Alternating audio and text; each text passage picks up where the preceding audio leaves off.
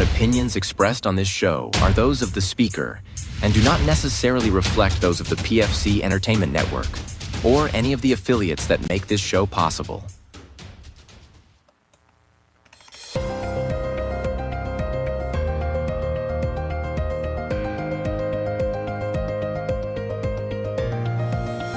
This is the Pure Fury Creations Entertainment Network. On tonight's show, we look at the dominant week that was for the Detroit Pistons. The MLB prepares to kick off the 2026 season, and Red Wings Rant joins the show as the Sports Reel podcast begins right now.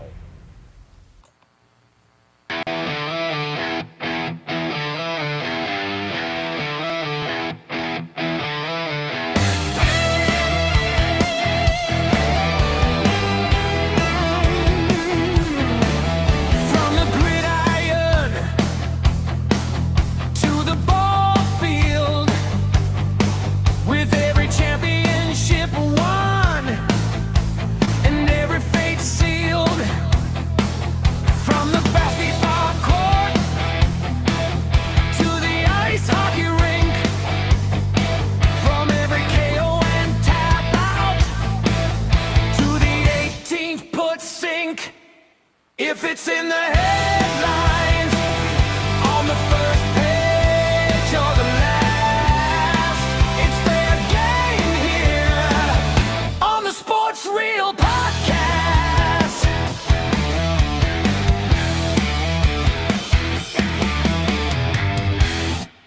And we welcome you to the Sports Reel podcast live on the PFC Entertainment Network. Along with Tim Sheridan and Eric Mendal, I'm Jason Clouse. We certainly appreciate you being a part of the show here tonight, because the reason why Tuesdays were invented is live on the air. Gentlemen, good to see you in the overhauled studio over there at the Casa de Sheridan.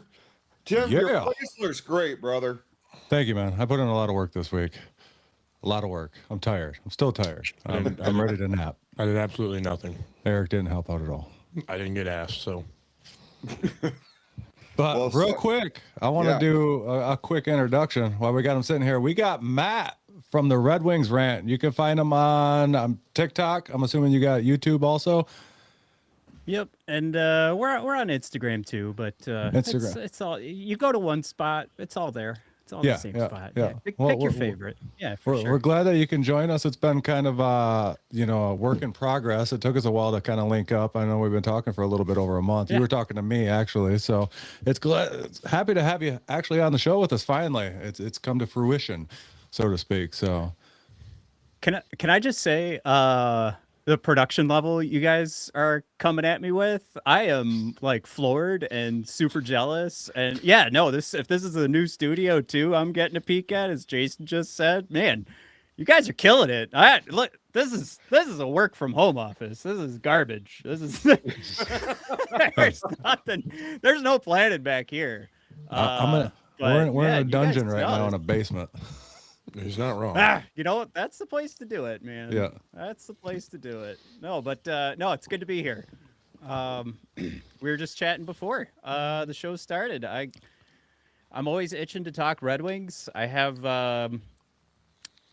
you guys have probably, you guys know the hockey Red Wings. It's really not, we could say it, it's not number one in the state. Never will be. But I'm the biggest Red Wings fan in the world. I've dedicated way too much time to it. So when I get an opportunity to have an extra podcast show to listen to myself talk and whine and complain, I'm all about it. So yeah, thanks for having me.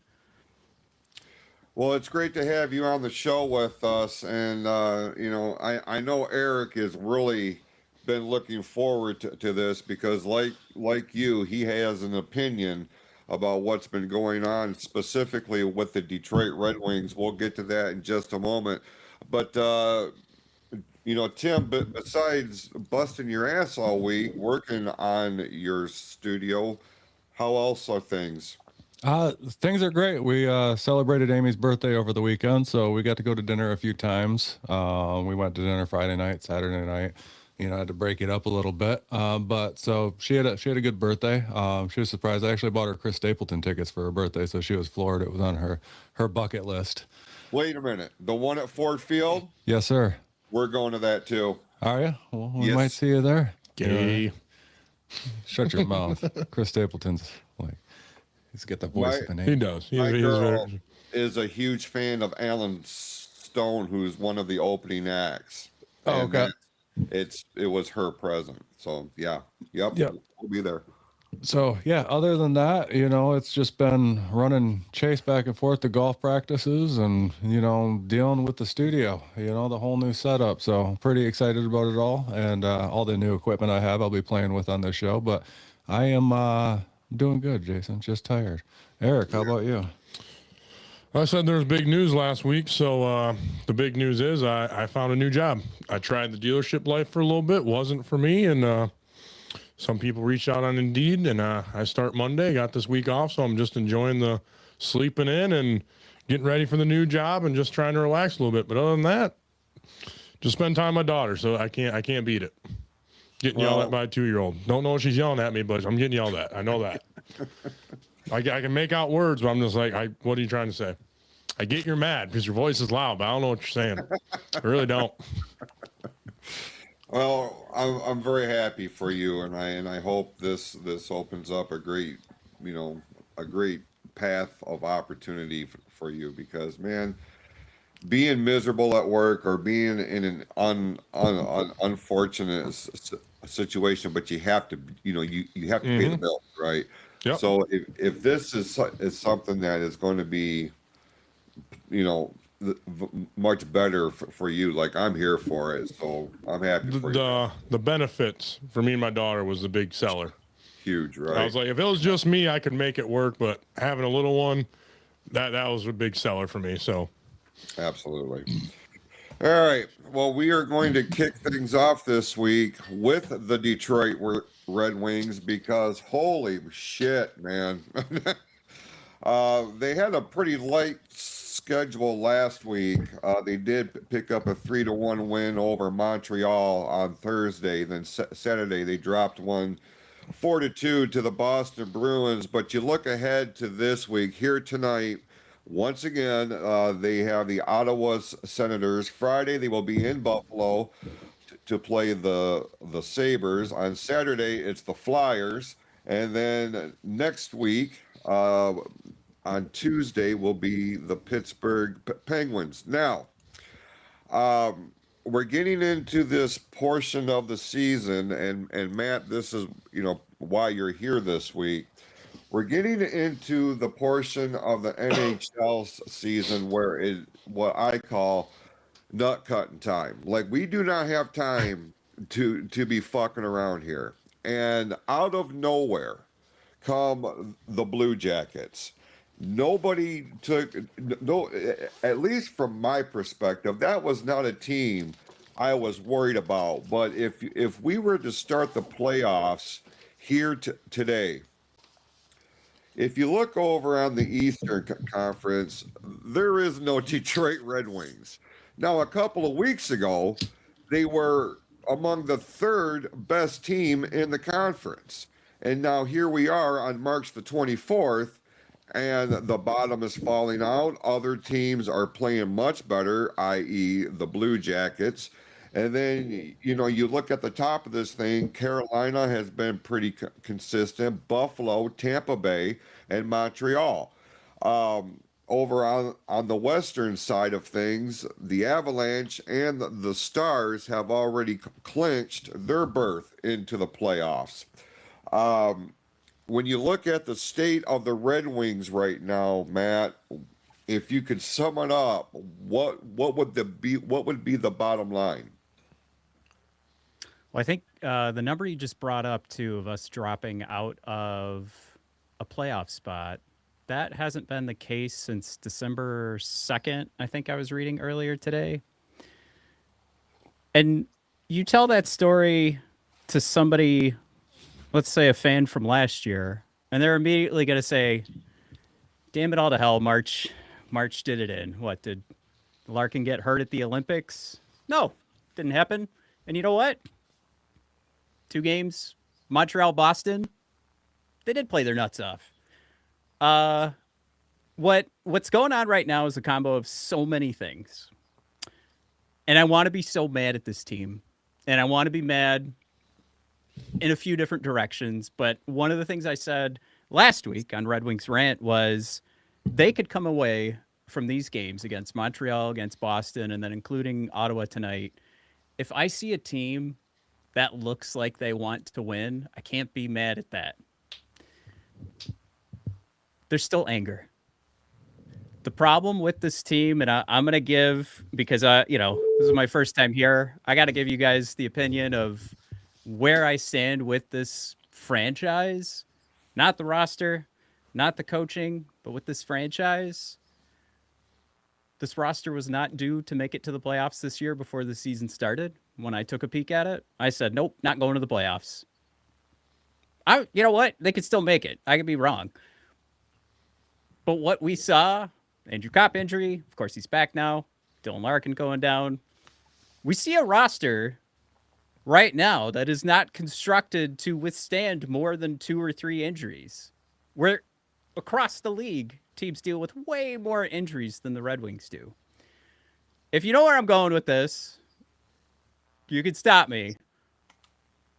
But what we did at the trade deadline, I'm going to call it right now, could become an absolute disaster if we do miss the playoffs. We don't have the top 6 talent to compete in this league right now to be a legitimate playoff/Stanley Cup contender. And at this point, we have the one GM who has the longest tenure, and nobody talks about this. We have the one GM who has the longest tenure of any NHL GM not to make it to the playoffs. The precedent was set a year ago. He broke that record. I don't know if there's a world where Steve Yzerman does get fired. I don't even know if I'm asking for that. But there's something going on with this team. There's no sense of urgency. There's clearly no accountability. As I just mentioned, longest tenured GM to not make it to the playoffs. Any other GM would have already been fired by now in the history of the NHL. That's not to say that there have not been like long stretches of not going to the playoffs and a GM keeping their job. But at some point, that GM had made it to the playoffs. We could talk about the Ken Holland thing and the roster that Steve had to take over. But at this point, we're at an unprecedented moment in the NHL where what is going on here that there is no sense of urgency. There isn't the movement of these prospects to bring in massive talent when it's available, according to reports. And now we're at a point, and I know I'm going too long here, but now we're at a point where it does look like this could slip away from us. I wouldn't say you're going too long, but do you think that this is definitely the longest tenure? I did not know that, so I'm happy you filled me in on that. But do you think that Yzerman is trying to build for the future for years to come? Or you think he's trying to get us to the play? He's not clearly he's not trying to get us to the playoffs now, because it's been 7 years and he got Tampa Bay in there within 4. So I think he's trying to do something different. Me and Jason have talked about this before, but I could be wrong. But I know this team is very young. There's a lot of talent on it, and I do like the pickup at the trade deadline with Justin Falk. He's definitely a seasoned defender, and he definitely does fit in well. But do you think he's trying to build for the future, like for a long stretch of it? Because we were making the playoffs 25 years in a row. Now we haven't made it, and it's going on. If we miss this year, it's going to be a decade. Which, Detroit fans, me and you, Jason, Tim, not so much, but are, yearning for that playoff berth. Little Caesars Arena hasn't seen a playoff hockey game. It was unheard of that the Joe Louis Arena, there wasn't playoff hockey there every year. Right. So, what do you think of that? Do you think he's trying to build for the future for long term, or is he just not? Is he not bringing in the talent he needs? The answer is he better be, because if he's trying to build right now, it's been a failure, right? Because if we get into the playoffs, we are going to get absolutely spanked by Buffalo, by Tampa, by Carolina. They've already done it in the regular season a couple of times. Yeah. So even this trying to get to the playoffs right now, this roster is not ready to compete. I hear you that it is a build for the future, but It's been 7 years, I come He got back to Tampa those Bay in 4. numbers. Right. He did have a few more gifts in Tampa, He for did. sure. You come locked and loaded, and Hedman falls in your lap. Maybe one of the things that Steven Steve did bring to the Stamkos table went was down the there and all Kucherov. that. Like, Right. yeah, he definitely had a lot of players that wanted to go to Tampa. That's for sure. Yeah. So I So guess- I think very clearly they are aiming for the future in the long term, but at some point there has to be a push to start winning. Otherwise, trade away. This is going to sound really pessimistic, but I'd give you a moment. But trade away Dylan Larkin, because if the thing is right now that this team is not going to make it to the playoff, or like we just will not compete because we are playing this long-term game for maybe another year or two, start giving yourself these opportunities to build through the draft like Steve said he wanted to do, and get yourself some top prospects. Get yourself back to the lottery picks, because doing this where we're at right now, and that's where it's so confusing to me, is that I think they are trying to build for the future, and I think they did it the wrong way. I think our destiny right now, without like a huge shakeup, is to become the Minnesota Wild from the 2000s through the 2010s. No first round wins. You're in a couple seasons. You're out of the playoffs a couple of seasons. Okay. But no real like direction, or if you had to put like a finger on like what are the definition of a Detroit Red Wings roster is right now, like what are we trying to build towards? And Well, I know Schneider's so definitely puzzling. becoming that defender we want. He's big, he can score, he's not afraid to hit. He's definitely developing into the player we want. So yeah, I think Eisman's just trying to go off in the draft a lot, and then like I understand that, because you want young talent, but you need like Patrick Kane, you need those veterans to teach them. You need those, hey guys, we're in this, back against the wall moment. This is what we got to do. You don't got a lot of veterans on the team. When I was growing up, the Red Wings, you're probably about the same age as me, maybe a little bit younger, maybe a little bit older. Not Jason's, dinosaur age, but Son of a bitch. but Jason, I why is remember- Jason catching strays? because I got to mess with them. But I remember we were a veteran team. We always had great, mature players, but we had those young guys coming up like Datsuk, Zetterberg, Lindstrom when we drafted them, like all that. So you need those veterans on the team, and I think that's what we're lacking. I think that's really what we're lacking. And if he can, you threw me off with the whole trade Dylan Larkin thing, but For real, bro. Like he said that, I was like, yeah, I was thinking here. Lucas Raymond. I was thinking like a couple other people, but I was not ready for you to say Larkin. But To be clear, I do not want to trade Dylan Larkin. fair enough. But if the goal is to build this through the draft, and we're gonna look I at see these what next you're few saying. years, That's the one player you could get most value for. I see what you're saying. And it's one of those things too, where that contract probably looks super juicy to so many teams out there right now. Oh, too. probably. Like it's Probably. like for one of the things I've been very critical of Steve, but the way that he's got this team set up with Sider's contract, Raymond's contract, and Larkin's contract, I mean, we are set up to make a huge splash. Here's the problem: NHL free agency's gone. That is going to be a thing of the past. You have to make some trades when they're available.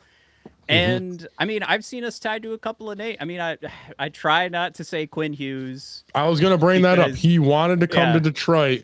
How do you feel about that? Because after I heard that, it kind of really irked me that Michigan born and raised wanted to come to Detroit and play. Why would you not bring him here? He has two he has two brothers. You don't think they would probably want to come play for their hometown team they watched win Stanley Cups for? You could have Quentin and Jack Hughes on the team. Maybe. Why would you not bring them here? Yeah, I it literally definitely would have been. I literally have a Jack Hughes shirt on Yeah. because he made the gold medal, and this is like, what you got to go off of that. Like a lot of Michigan's one of the best developing for hockey.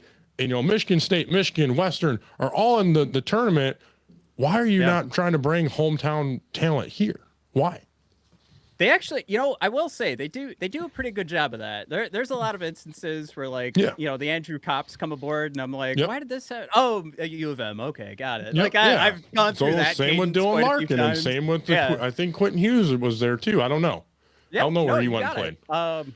So to me, it's one of those things. So it sounds like the trade was going to be something of like Simon Edmondson, maybe like a Trey Augustine, Sebastian Cosa, or like maybe a Max Plant and a couple of draft picks.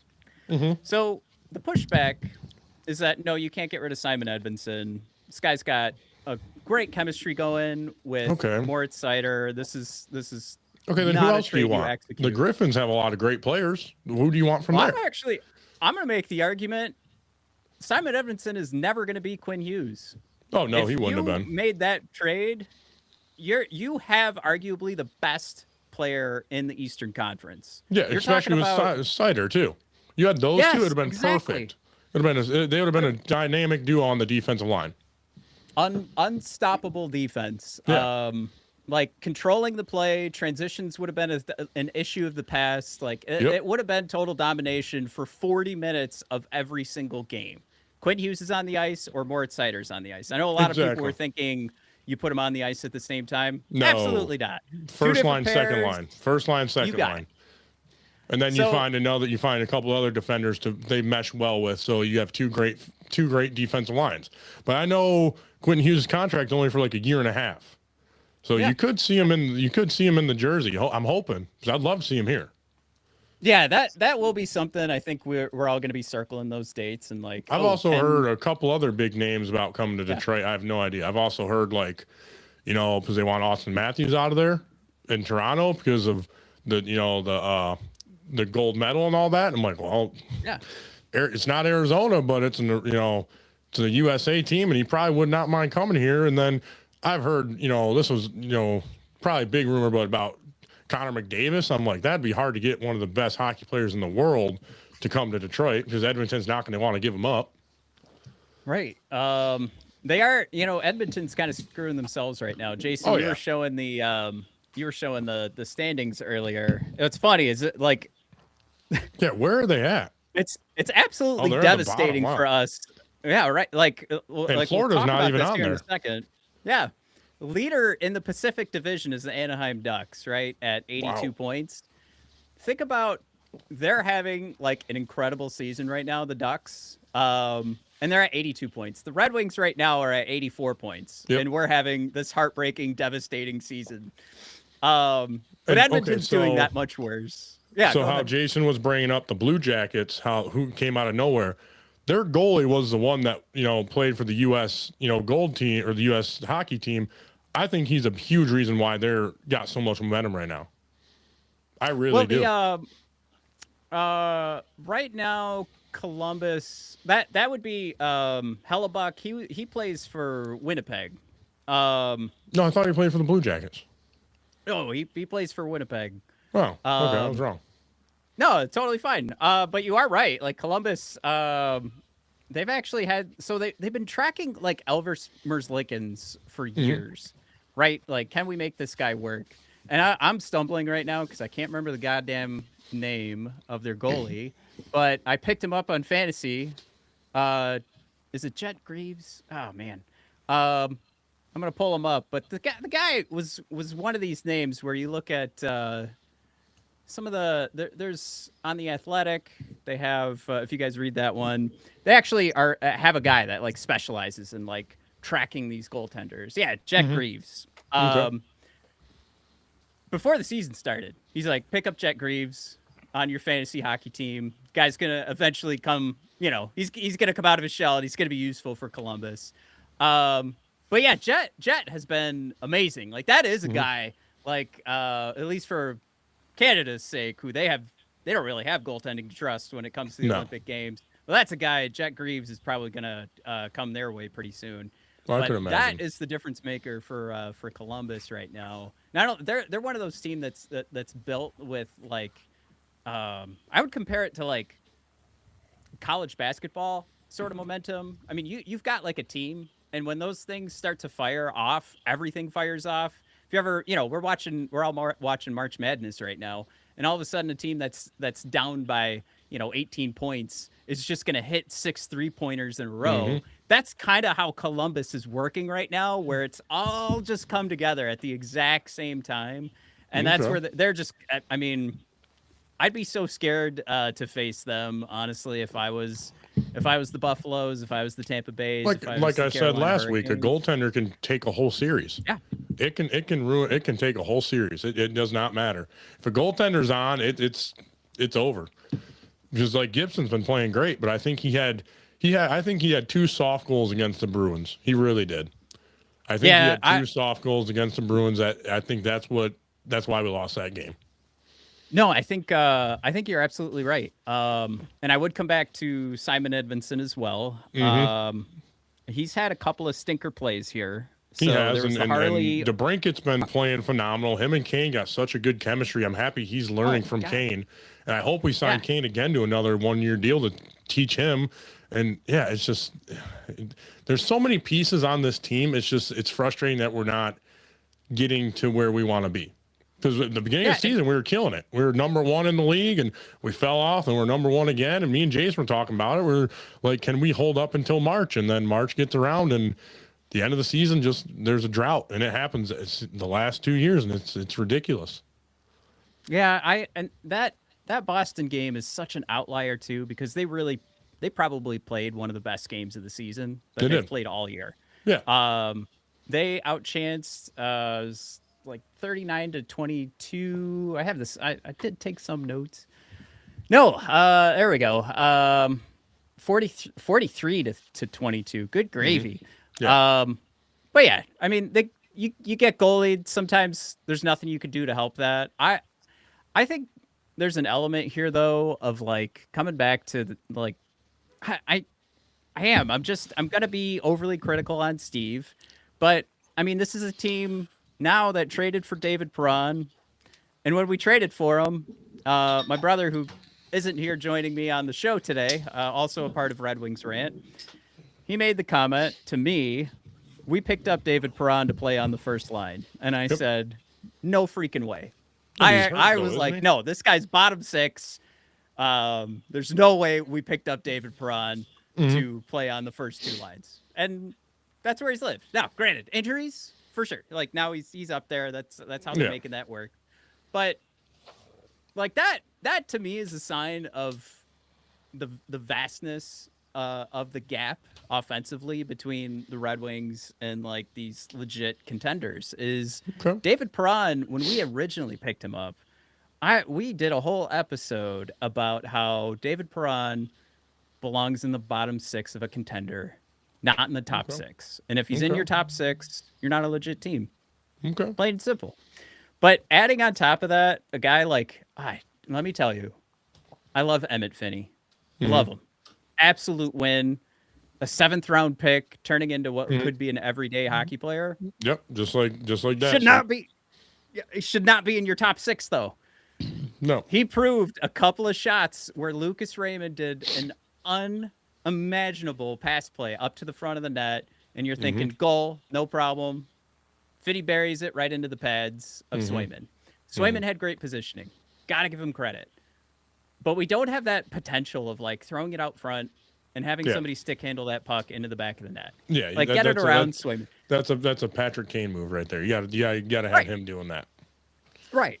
So, and it's nothing again. Like Finney did not join the team thinking like I'm gonna knock your guys' socks off with the way I stick handle. Finney does a great job being Emmett Finney, but that to me again just it shows the gap that we have to cross to still build a top 6 that's legitimate. That's 100% true. Yeah, it's tough. It's I'm gonna keep. You were bringing it to like some happier notes, and I brought it back down. So you're fine. But let's get Jason. Jason's pondering. I can see Jason's pondering. He's a big Red Wings fan. About what we've been talking about, Jason. How do you feel? Well, I certainly appreciate Matt's take on all of this because, and it's cool to have somebody on the show that we can bounce. That does a our very good deep dive perspectives. on it. Yeah, for sure. Actually knows what the fuck they're talking about, which is so refreshing. Um, because yeah, it's neither here nor there. Thank you. Uh, Yeah. but no, listen. The fact of the matter is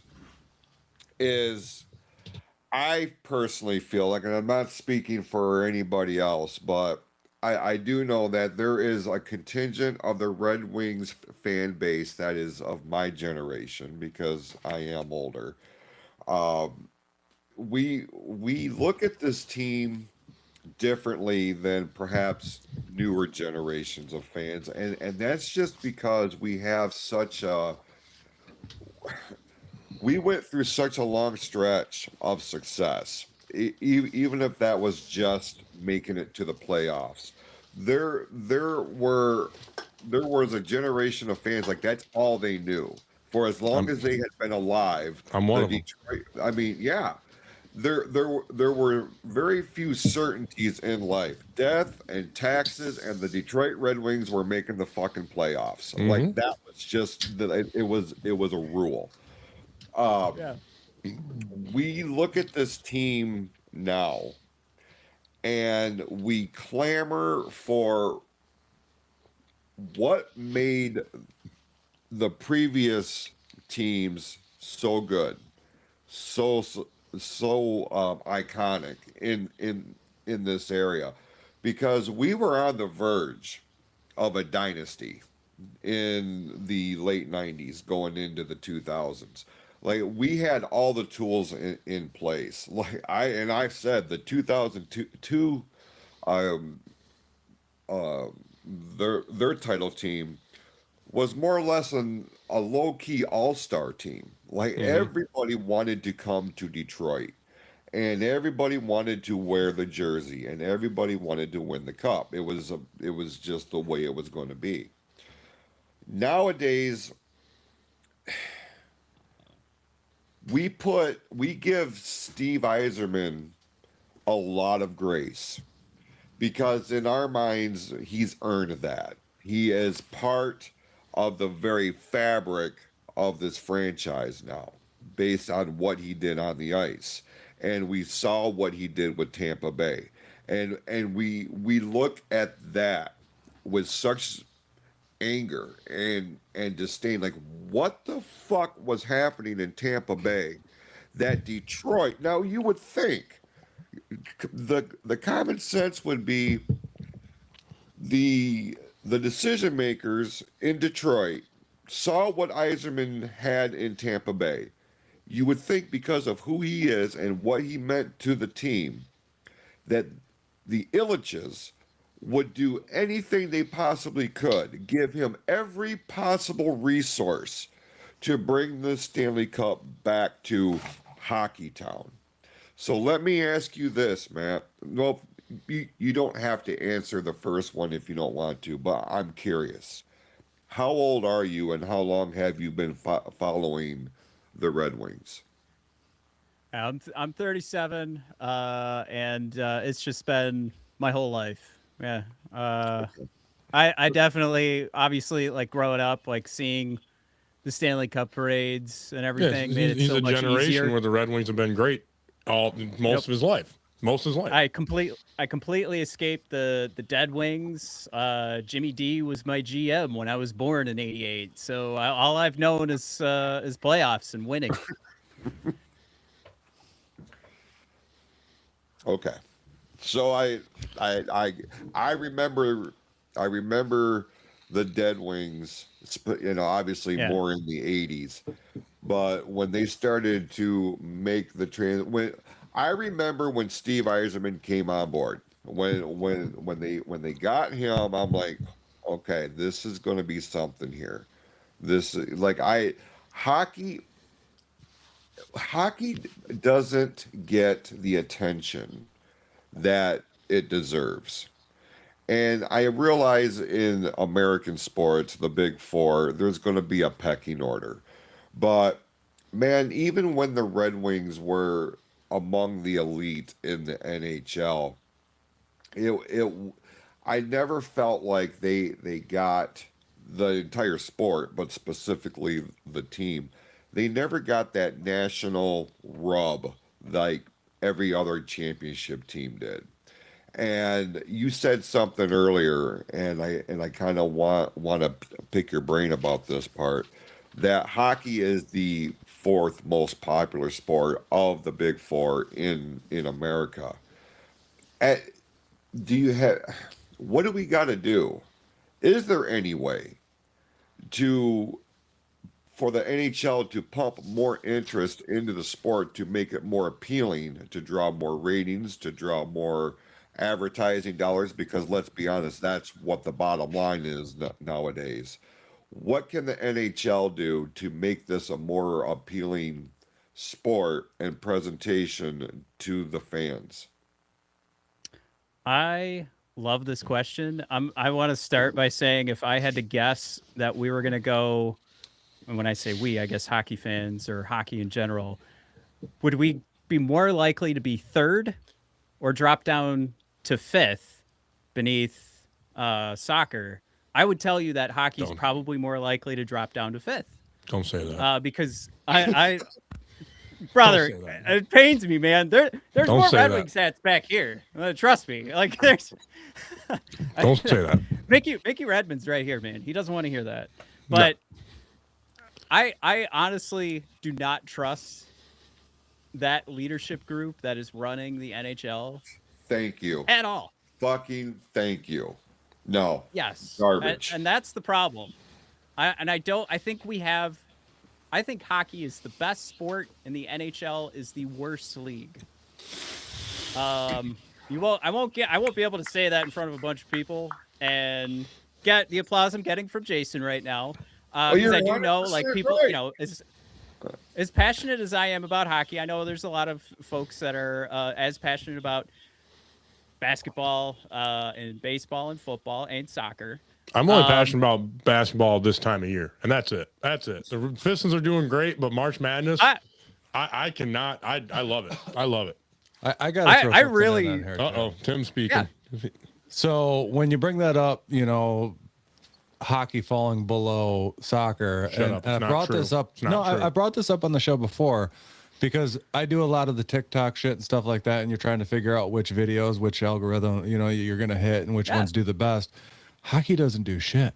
Some what I mean? of them hit. Some hit. There's a okay. couple occasionally, but unless it's the NFL or the NBA right now, nothing's hitting. Like even baseball doesn't even come close to the NFL, when we're doing content. Like hockey is the hardest one to really push out there and get to go. And like I'm a hockey fan, not as much as you guys. You know what I mean?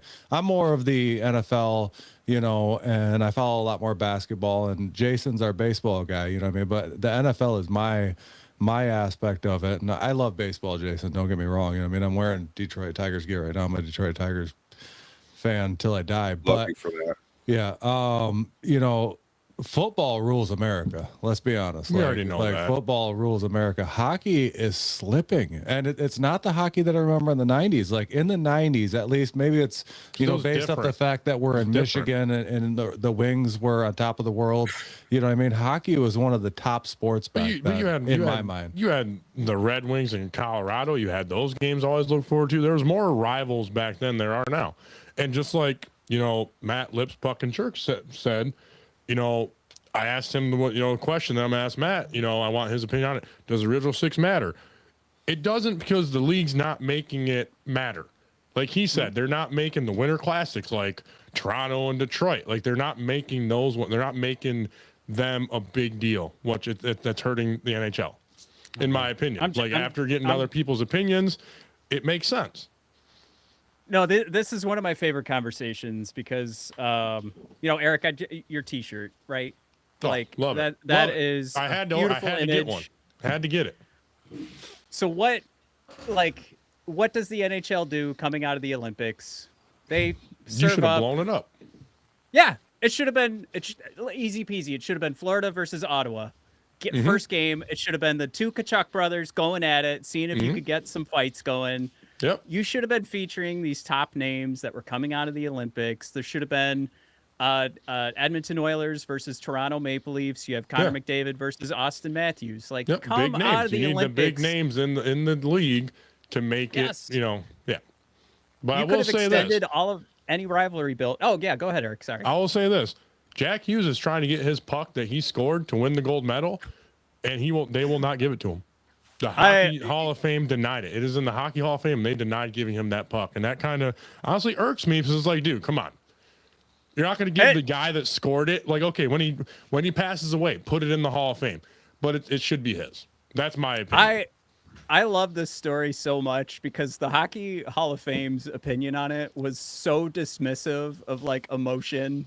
Yeah, and they didn't care. They just was like, oh, Yeah. we won the gold medal. It's our puck. But they didn't give a shit. They were almost like, why are you even asking? Which Yes. is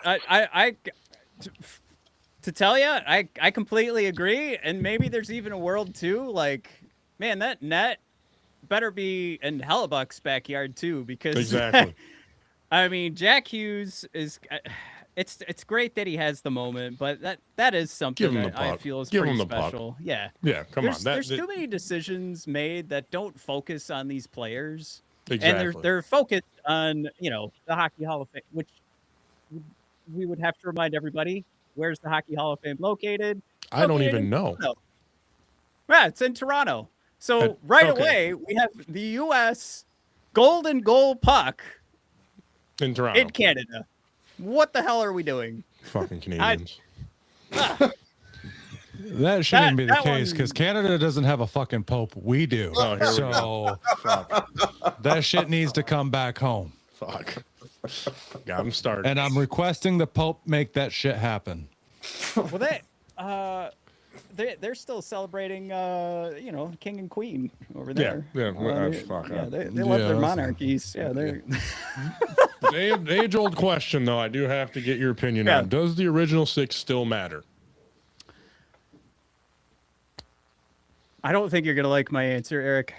I just want to hear it. I want to get other people's opinions because other people, we're going to have a discussion and I want to hear it. It is a phony baloney branding thing. The Okay. original six isn't like a real thing. Okay. I think from your perspective, though, what you said is 100% right. It is when I say it's a branding thing, and there were another original group of teams that were actually the original six that we don't feature. The reason, we don't talk about that is because there is a real opportunity to market the original six, and the only place we ever see that is in those markets. You don't see it on television, and they don't care about the phony branding or anything like that. I feel like the only time I see original six is when I go through the NHL shop and then I get targeted on Instagram while I'm doom scrolling and it says, hey, why don't you pick up this original six stuff? Like, that's about it. That's the only time I ever see it. Or if I'm going through, Rally House and I'm going through their bargain bin, they always have their original six stuff in there, 50% off. Yeah. I make that comment about the phony baloney original six stuff. Pardon me. I don't see it. It's around It's here around somewhere. here, so it's I in have his about, office somewhere. I've got 6 or 7 original six hats and whatnot. But if you're that's my like, proof that it yeah, it I see your matters. point. Yeah, it does matter, and it like Matt said from Lips Buck and Church. If you're gonna if it's gonna matter, make the Winter Classics about the original six. Detroit and Toronto, Boston and New York. Like, why are you not why was the original six down in Florida this year? Why? Why was it in a warm state when you have all these other states? I remember the original six game was in the Big House. They played in the Big House of Ann Arbor. That's great. That's awesome.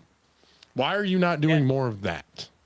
I can't believe they haven't come back because that still goes down as one of the best regular season hockey games. Oh of yeah, all it was time. phenomenal. Yeah. It was phenomenal. Yeah, I was down there freezing my buns off. I was a novice at that point of being outside during a blizzard. Us Michiganders man, are different. We're different. We'll go out there for stuff that matters. Maybe not nowadays, but This is completely off topic, What's but up, man? that drive to Ann Arbor that morning through the blizzard was hilarious because there were so many you were in traffic for hours. There I were can so imagine. many Maple Leafs fans that had to pull to the side of the where road. are you based out of? Where'd you have to come from? At the time, I was coming from Waterford. Yeah. Okay. Okay. Yeah, So you're not far from us at all if you're still there. In Novi now. I've bounced around. Okay. I'll tell you, this is like the first time in my life I've had like one city Okay. for more than 2 years. But yeah, no, it was, I was picking up a friend actually. So he was out in Waterford. I Okay. was in Dearborn. But no, Okay. man, I've gone Dearborn, Royal Oak. I made my way out to Howell, Okay. Okemos. Man, I've been all over the state, man. Okay. Everywhere except for Grand Rapids, I feel like. I'll say But we're anyways. out up here, and Jason's out of Holly, if you know where those places are at. Oh yeah, no, Okay. for sure. Yep. It's a little ways, but yeah, continue with your story though. Yeah, what the hell was I talking about? Oh yeah, all The the drive, all the Canadian- Maple Leafs fans. Canadians on the side of the highway, stuck in traffic for hours, Oh, geez. draining the main vein. I mean, like every fourth car, you can see a Maple Leafs jersey coming out of the car.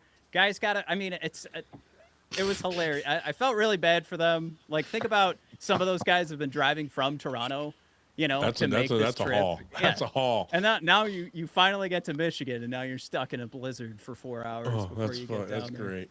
Well, they're rocking out. They're drinking Labatt Blue the entire time. Trying Probably. to make Yeah. it there. You know what I mean? Probably. You, Probably. You gotta piss. In fact, I'm about to go make another trip here in a second. The beers catch up to you. You know what I mean? It's the only way to a hockey game. gonna- You got a pregame before the game. Yeah. I was gonna say there's probably one person in the car that wasn't, but then by the time you're stuck in a blizzard for 4 hours, Oh, it's yeah, probably yeah, just it's a all half a happened. person. It's all there's, happened, there's yeah. only a half a person left that's not drunk. Sorry, officer. I was just but trying no. to keep warm. You know, like Exactly. this beer's keeping Hey. me warm. Beers, I've only had 6 officers.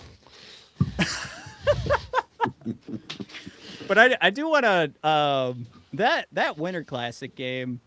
It's it's another fresh. example. I feel like they just don't know how to market things. They It don't was know how to what? It focus was on their players. It was 13. It's like 13 That one or was 14. 2014. Yeah. Yeah, it was either two. I'm like that, and that's over 10 years old. Why has there not been another one? Why? No, it blows my mind.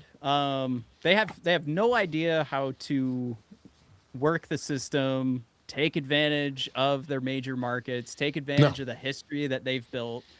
They definitely don't know how to take advantage of like the here and now.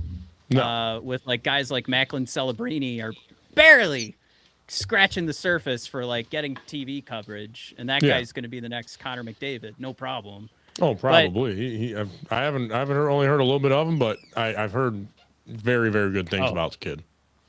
He's legit. There's those names like while we were fighting for the lottery and we were trying to get that first pick, there were names that were popping out that I would have thought would have been Connor McDavid. This guy's legit. This is legit. The next big name. This is like the generational turnover. Like Crosby's but- about to retire. McDavid will take that. Yep. But nowadays, like since Michigan is since they had that Little Caesars development, all that, anyone you really get from any school in Michigan is going to be a hell of a hockey player. Like it definitely, we are taking over as like the #1 developing state for hockey players, and it's great. It's phenomenal. We're giving Minnesota a run for their money, but even though they're still pretty good. Yeah, I feel like Minnesota's just tired news at this point. Exactly. Yeah. Like Michigan's where Michigan's it's at. definitely like, yeah, you got Western, you got Michigan State, you got Michigan. Western won it last year and they're in it again. Like it's crazy. Like Western, Michigan, and Michigan State are all #1 seeds in the tournament for hockey this year. That's crazy. Are you guys keeping track of Trey Augustine with the Red Wings, who's goaltender for Michigan State? I did not know that. No. Yeah, I paid so quite a the bit of Red Wings- attention, but not as much as you deep into you, but I need to catch up. Look, it's a mess, man. It's an addiction. It's a problem. I've got like 8 hockey podcasts that are in the regular rotation, and I can't stop. But good news, we do have Sebastian Cossa in Grand Rapids, but Trey Augustine this is 3 years of him just absolutely killing it at state.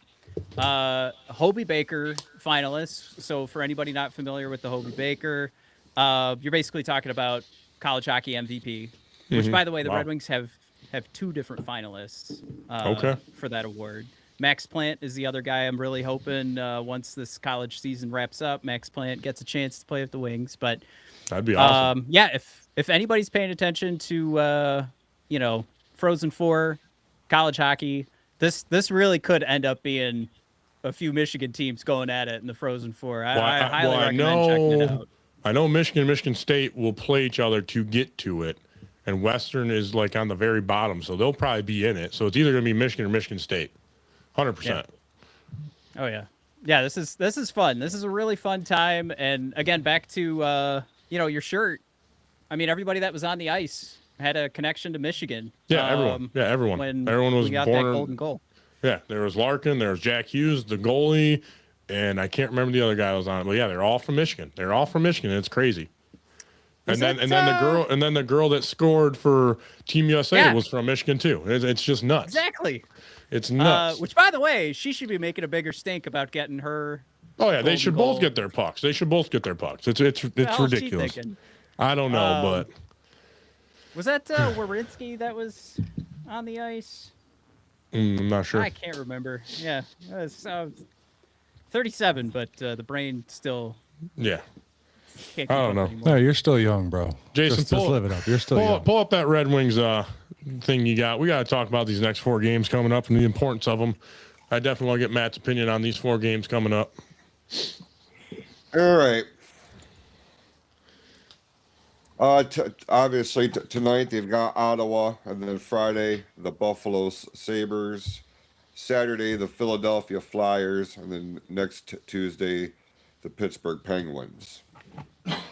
To me, you got to go 3-1. I'm counting the Buffalo Sabres as a loss. They're the number 1 seed in the East, or they're number 2 in this, seed in the East. I count that one as a loss, but you got to beat Ottawa tonight. And I heard Dylan Larkin's game time decision if he's going to play or not. If you got to sit him out against Ottawa, sit him out, or maybe have him play against Ottawa, sit out against Buffalo, and then bring back for Philly and Pittsburgh. But you got to go 3-1 if you want any chance of making the playoffs. You really do. Oh yeah, I mean the conversation. It's like 2 different conversations of like you absolutely need to go 3-1. You've got Philly right now is 7-2-1 in their last 10. They're only 5 games back now of a playoff spot, and that was a team a couple months ago. We would have all just said like they're a lottery, they have nothing to worry about, and they're killing it right now. Yep. Ottawa's in that same boat.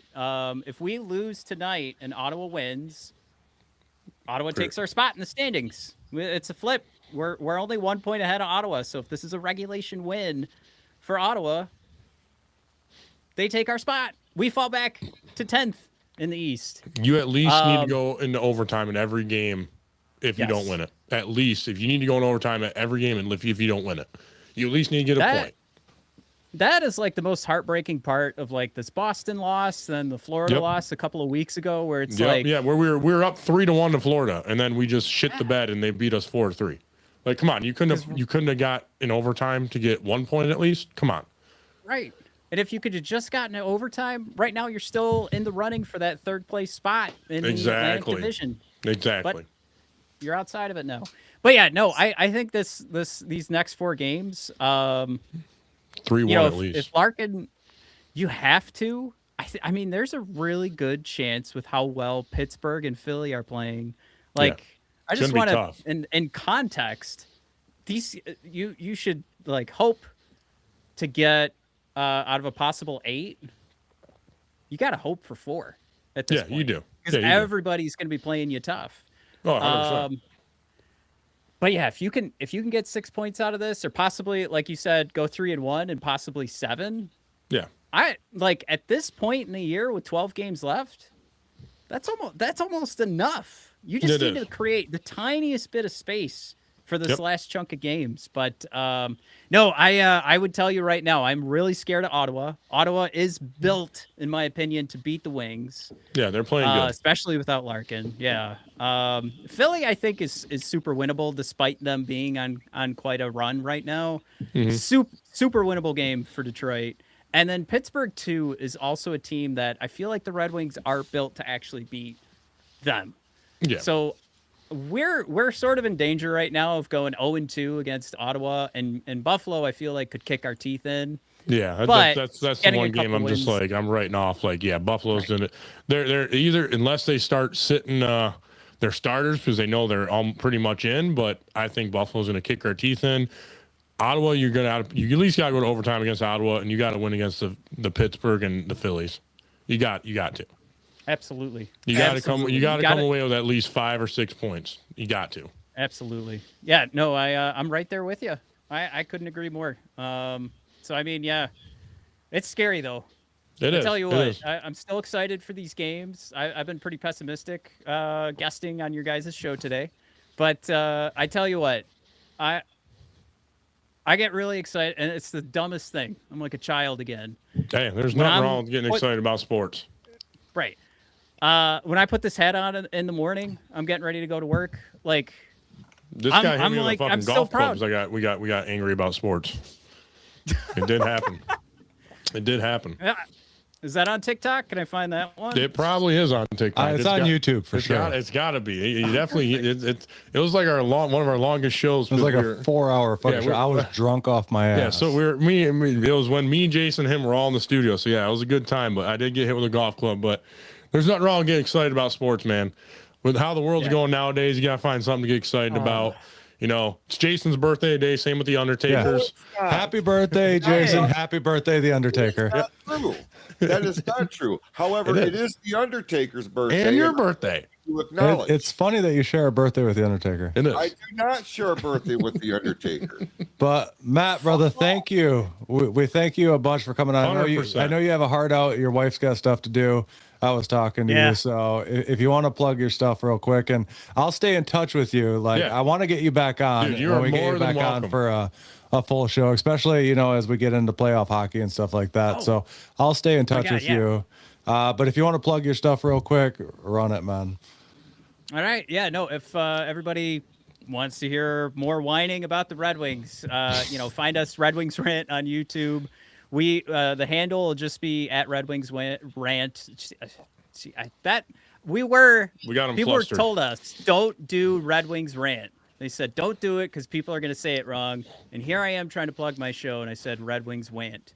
Anyway, it's at Red Wings Rant, TikTok, Instagram, and YouTube. You guys can find us that way. But no, it's been an absolute blast, guys. This has been so much fun.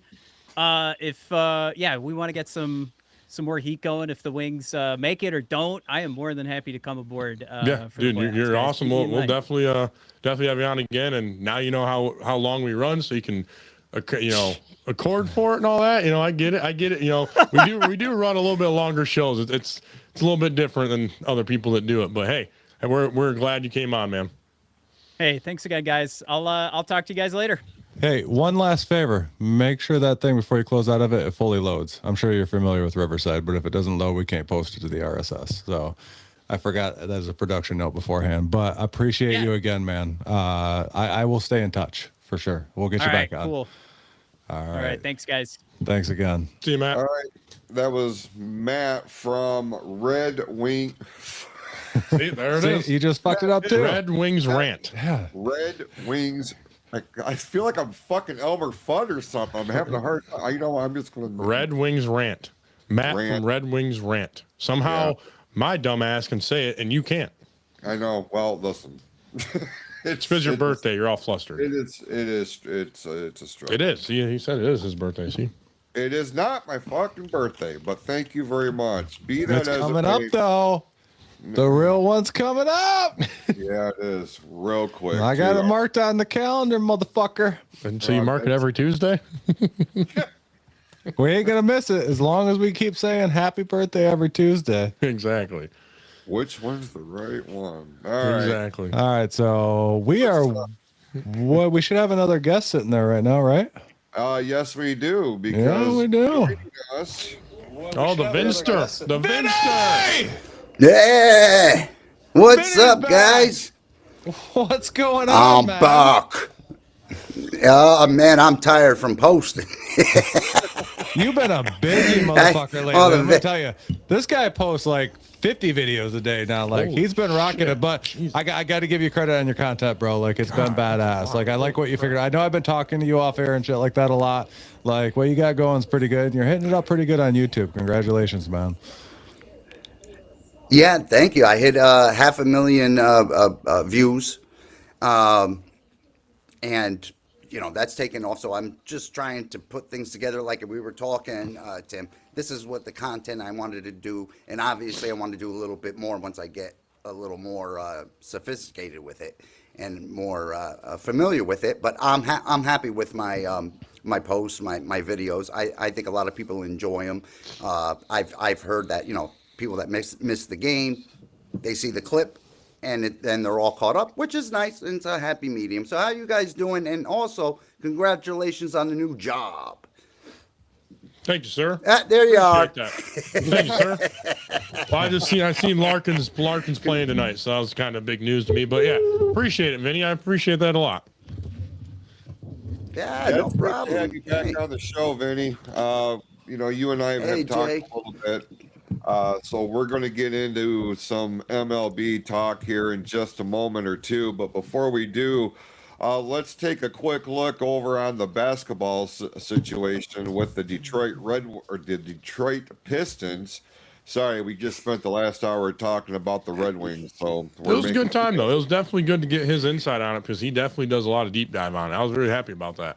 Yeah, he was very intelligent. He was very good. He knew what he was talking about. I'm like, wow, I want to have him on again. So I'd love to hear more about what's going on. Yeah. But let's get into those Pistons. 4-0 last week. Fuck yeah. Started last Tuesday with a 130-117 win over the Wizards. They followed that up with a 117-95 win again over the Wizards. Back-to-back games in Washington. So weird. Friday, they picked up a big win over the Golden State Warriors, 115-101. And then last night, Monday, 113-110 win over the Los Angeles Lakers. So big week for the Detroit Pistons. And I mean, it's been a while since we've said, okay, this was going to be a 4-0 week or a 3-0 week because of the caliber of teams that they were going to be looking at during the course of their schedule. But Tim, holy shit, bro. And the news about Cade Cunningham. After hearing that, I'm like, okay, it discouraged me for a second, but then after seeing that they held their own, and what is the one dude that got a career high last night?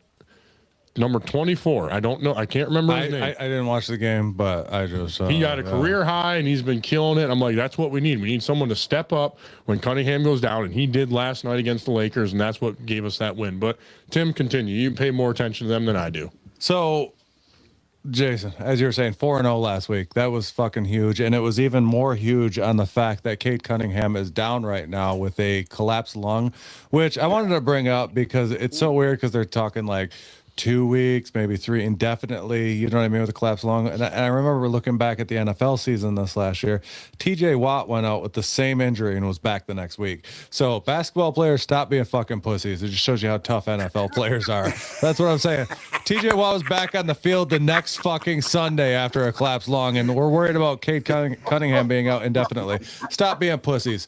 But yeah, for the Pistons to do what they're doing right now with Cade out is phenomenal. Just absolutely phenomenal. And it shows you it was Dennis Jenkins that got that career high last night. Like, there are players. Actually, isn't he just get called up from the G League?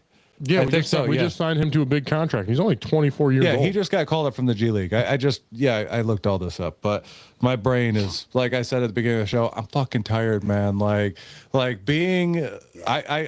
texting my buddy earlier and I told him I am now a golf mom. Like, I just bought a minivan and everything. Not really. I didn't buy a minivan. Like, where the fuck was that? I'm running kids around everywhere. I'm tired. Between dealing with this show, dealing with kids golf, dealing with work, dealing with life. I had to rebuild a fucking closet shelf this morning. Like, I'm fucking tired. But anyways, Cade Cunningham out, Pistons still killing it. And it was fucking awesome because that game against the Lakers, everybody was downing on the Pistons, saying there's no chance. Because the Lakers went into that game on a 9-game winning streak. They were hot. Like, absolutely hot. And the Pistons shut them the fuck up. They held LeBron to 0 points through the first half. Fuck LeBron. Been saying that since the beginning. 0 points through the first half. And and they beat them without Cade. That shows the depth in this team, and it shows me that these guys are fucking for real right now. I know we came off last week. We were down on them a little bit, and we were doubtful. You know what I mean? Because they came off that 0-4 week, and they followed up with a 4-0 week. Like, big fucking things happening in Detroit. Like, I'm excited about this team. Jason, what do you think? They they made a statement. They made a huge statement specifically to the Western Conference, because we've sat here for weeks now talking about how the Western Conference traditionally has been the stronger of the two. And we wondered how was this going to shape up when you've got teams like Oklahoma City, when you got teams like San Antonio, when you got teams like Denver, who are really doing the damn thing right now over there. And then you look at the East, and like nobody is really paying as close attention to it, or had not. I mean, they're starting to now because of where we are in the season. But they weren't really looking at the East as a powerhouse because the Detroit Pistons were at the top of the fucking conference. Now that Boston is starting to really make some noise now, like in the standings right now, in the conference, the Boston Celtics are only 5 games behind the Detroit Pistons. I feel like it could conceivably come down to Detroit and Boston to represent the East in the NBA Finals this summer. But my God, dude, when you're talking about wins over teams like Golden State and the Los Angeles Lakers, because Tim, you nailed it. The Pistons were, they went into that game, but at least in the eyes of the media, as huge underdogs, because everybody is so wrapped up in all the Lakers bullshit. It is what it is. But yeah, listen, the Pistons, and it wasn't a dominating victory, but it was a substantial victory. It was a victory nonetheless. Yeah, for sure. Without Cade, without our superstar. Then when you look ahead at what they got this week, Atlanta tomorrow, everybody's favorite team, in the New Orleans Pelicans on Thursday. Saturday, they will be in Minnesota to play the Timberwolves. And then next Monday, the Oklahoma City Thunder in Oklahoma City. So a very winnable week again. I feel like of those teams, it's going to be obviously OKC that could be the biggest thorn in the Pistons side. Would you agree? I would agree with that. I mean, especially, that's a tough team. But we beat them before already? Yeah. Like, I think we've had their number when we played them before, so it's a good chance that they're going to beat them again. And I hope that, I talked a lot of shit there in the beginning about Cade. I hope that he recovers quickly. Basketball is a little bit different than football. Football's out there for a certain number of plays. Obviously, football is more physical, but basketball, you're expected him to run around a lot more. It's a little bit more, they're hitting right being now. on your feet. They're fucking hitting. Oh, shit. I got to do this shit. Sorry, they're hitting. Oh, fuck. I got a good shake on those, dude. They're fucking, holy shit. You guys got to send me some. I want some Okay. We'll smelling salts, man. Jason, next time you're in the Send me studio, some you gotta hit these. Holy shit. We're going to get Cody next week. You're going to have to hit these things. Oh, yeah, dude, they're amazing. Smelling salts are great. What is it anyway? It's just smelling salts. Just smelling salts? Yeah, they're great. I need some when I work out. Oh, man, it wakes you right the fuck up. But yeah, no. Jason's face right now is like, what? Pistons. I mean, honestly, if they go 3-1 this week, I'm super happy. I mean, arguably, could they go 4-0 again? The only team I'm worried about is the Hawks. Was last I knew, they were on a 10-game winning streak. Well, so we're the fucking Lakers. That doesn't mean enough. shit in the Fair NBA enough. when you're facing the fucking Pistons. That's Fair all enough. I'm saying. You're not wrong. So if they go 3-1 this week, I'm happy. If they go 4-0, I'm fucking elated. They proved that they can win without Cade.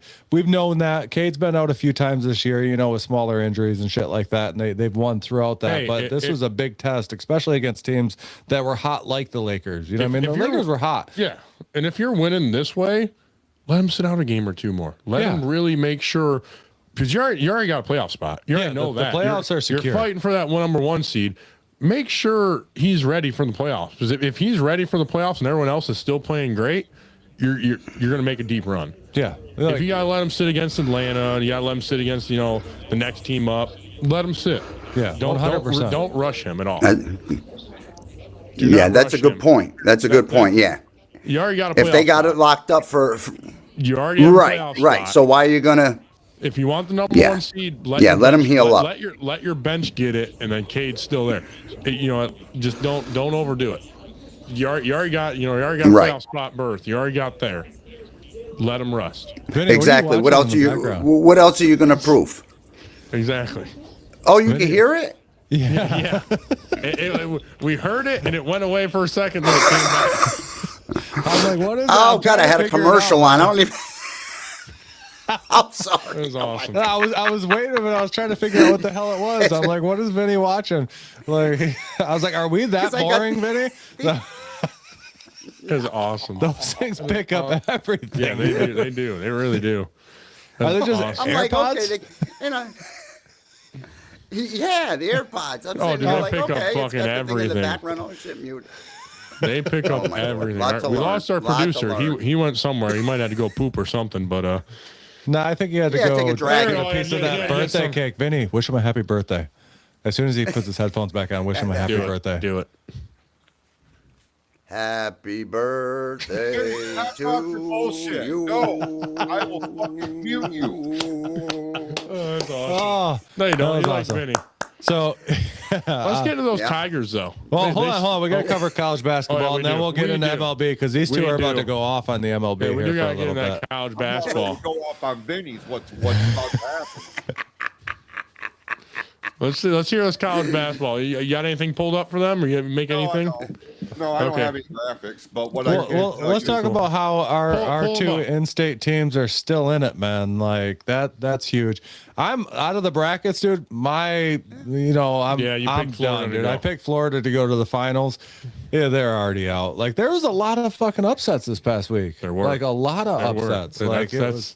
That's the thing about March, man. It don't matter. It does not matter. And the fact that 6 Big Ten teams are in it right now is awesome. Yeah. I fucking love it. It was. I fucking love it. Scott had mentioned something there in we our go. comments that it could be an all like the Final Four could be all like Big Ten. Oh, it could you be. know Yeah, what I mean? because Like, you got Michigan. It could.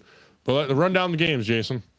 All right, this is what the Sweet 16 is looking like. St. John's and Duke.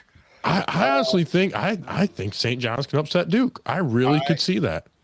Listen, I think St. John's is that team this year where I think so. nobody really took them all that Yeah. seriously, but here they are in the Sweet 16. Oh, yeah, you can't. Momentum is a funny bitch, man. Like, Oh. what if you can capture that lightning in a bottle, nothing is out of the realm of possibility. And Not in knocking March off Madness. Duke- knocking off Duke would be huge. Well, because Duke is fighting some injuries. So right there, that's St. John's has the coaching. I think they could do it. I really do. That's going to be fun. Well, the winner of that will meet the winner of Michigan State and UConn. I think that's the game of the Sweet 16 right there. Number 2 and number 3, those are two historic schools of March Madness. But I think Tom Izzo's going to have them ready because Michigan State's playing on a different level right now, and I fucking love it. Because hurts me to say it, I'm a Michigan fan, but I think State can win it. That's it. Yes, sir. Yeah, no, they look at it's when you get hot, like Jason said, it's when you get hot. It's all about when you get hot. And, Connecticut, and that's going to be a damn good game, a real good game. Oh, that's right, Eddie. You're in Connecticut. I am. All right. Wonderful. Yeah, I root for UConn. I like UConn. Oh, Yeah, okay. I mean, I'm not Yeah. always glued, but, Yeah, big rival right there. I'll watch, Jason. definitely watch this now. Iowa and Nebraska, the winner of that will meet the winner of Illinois and Houston. Houston's still in it. Iowa's, I think, has the momentum because they knocked off Florida. They knocked off Florida. I think they got the momentum, but Nebraska's good. Nebraska's really good. All right, then we have Arkansas and Arizona. That should be a decent game. I think Arizona will win that one, but yeah, that should be a good game. They will play the winner of Texas and Purdue. Big Ten champion Purdue Boilermakers. With Texas being a number 11 seed, it's still in the Sweet 16 gives me. It gives me like I don't know about hope, but it just that game's not going to be as like one side as people think. I really don't think so. All right, and then Alabama plays the Michigan Wolverines. The winner of that will play the winner of Iowa State and Tennessee. Go blue. Unfortunately, I could see Iowa State Yeah, I know. in the Elite Eight. I think that's going to happen. I think that's a given right there. Well, this is the good part, right, guys? Of March Madness, you got the Sweet 16, right? Then I'm the looking Elite forward Eight, to this weekend. I'm Final looking Four. forward to this week. Oh yeah, I'm looking forward to this weekend. It's gonna be a good weekend. It's gonna be one hell of a lot of games to watch. Definitely. Thursday and Friday are gonna be very good games to watch. Yeah, because what I think. Go ahead. Well, there was a lot of upsets. I'm sorry, like you said, I didn't realize. I'm not really into the college basketball, but I saw you guys doing your brackets. What was it, last week or 2 weeks? Yep. Yeah. And Last week. yeah, like you said, there's a lot of. Yeah, I mean, a lot of upsets. Would you say there's more upsets this year than any other years? Or Not really. Not really. about It's the March. same? Not It real? just depends on who's ready to play. Like Texas, no one would get because Texas had to play to get into the 64 bracket, and they're still in it. They had to play to get to that number 11 seed, and they're still in it. It depends on who's hot. There's always a Cinderella team, and right now Texas is that Cinderella team, and it's great. Yep. But Every what were year. you saying? Every year. What were you gonna say, Jason? I completely lost my train of thought, and it's fine because it wasn't anything monumental. But I started like this headline started popping up. I got you. Like, Okay. what the fuck is this all about? But it was stupid. Yeah, it wasn't neither here nor there. I know me and Jason are still in the brackets because we got Michigan and Michigan State going to the finals. I know that. Yes. Tim fucked up because he picked Florida, and they got upset. So Yeah, So I you guys started look good in your to- bracket. I don't want to hear your shit, motherfucker. I'm just saying. I started to work on the tally of how our picks had done because we were giving ourselves a point for Each win. right pick, right? But then I ran out of time. But It's fine. I'm gonna have a little bit more time this weekend on my hands, so I'll be able to make a big presentation for it. It's just due, if you will. Right. By the way, Scott brought up, he said there are way less upsets than there used to be. It was the lowest in years. That is this true year. because the NIL definitely stops that from happening. Before when there was just recruiting and all that stuff, that makes sense. Good point, Scott. Yeah. Yeah. All right, boys, does that wrap up That wraps up basketball. and you guys can move into the MLB? I know Jason That has starts been tomorrow. itching for this. Starts Since opening tomorrow. day is tomorrow, and it was actually a great thing to have you on today, Vinny, because heads up, and I'll announce it again here in a little bit. Vinny's back on next week when we're doing a fucking just three-way show. It's Sports Real, Just Another Sports Fan, and catching up with Cody. Cody's in the chats right now. So it's going to be a great show next week. So I'm not gonna I be knew able I to wanted make to. it. What's that? I'm You're not going to be gonna able to fucking make it. Shut the fuck up. I know it's your birthday next week, but you're going to be here for your birthday. But yeah, like next week's going to be great. And I know you're on next week, Vinny, but it's perfect timing because opening day is tomorrow. So Yeah. you and Jason can Can't- get right into the Can't MLB get any here. better than this. Yes. So Yeah. Jason, lead it off, brother. No, I'm it.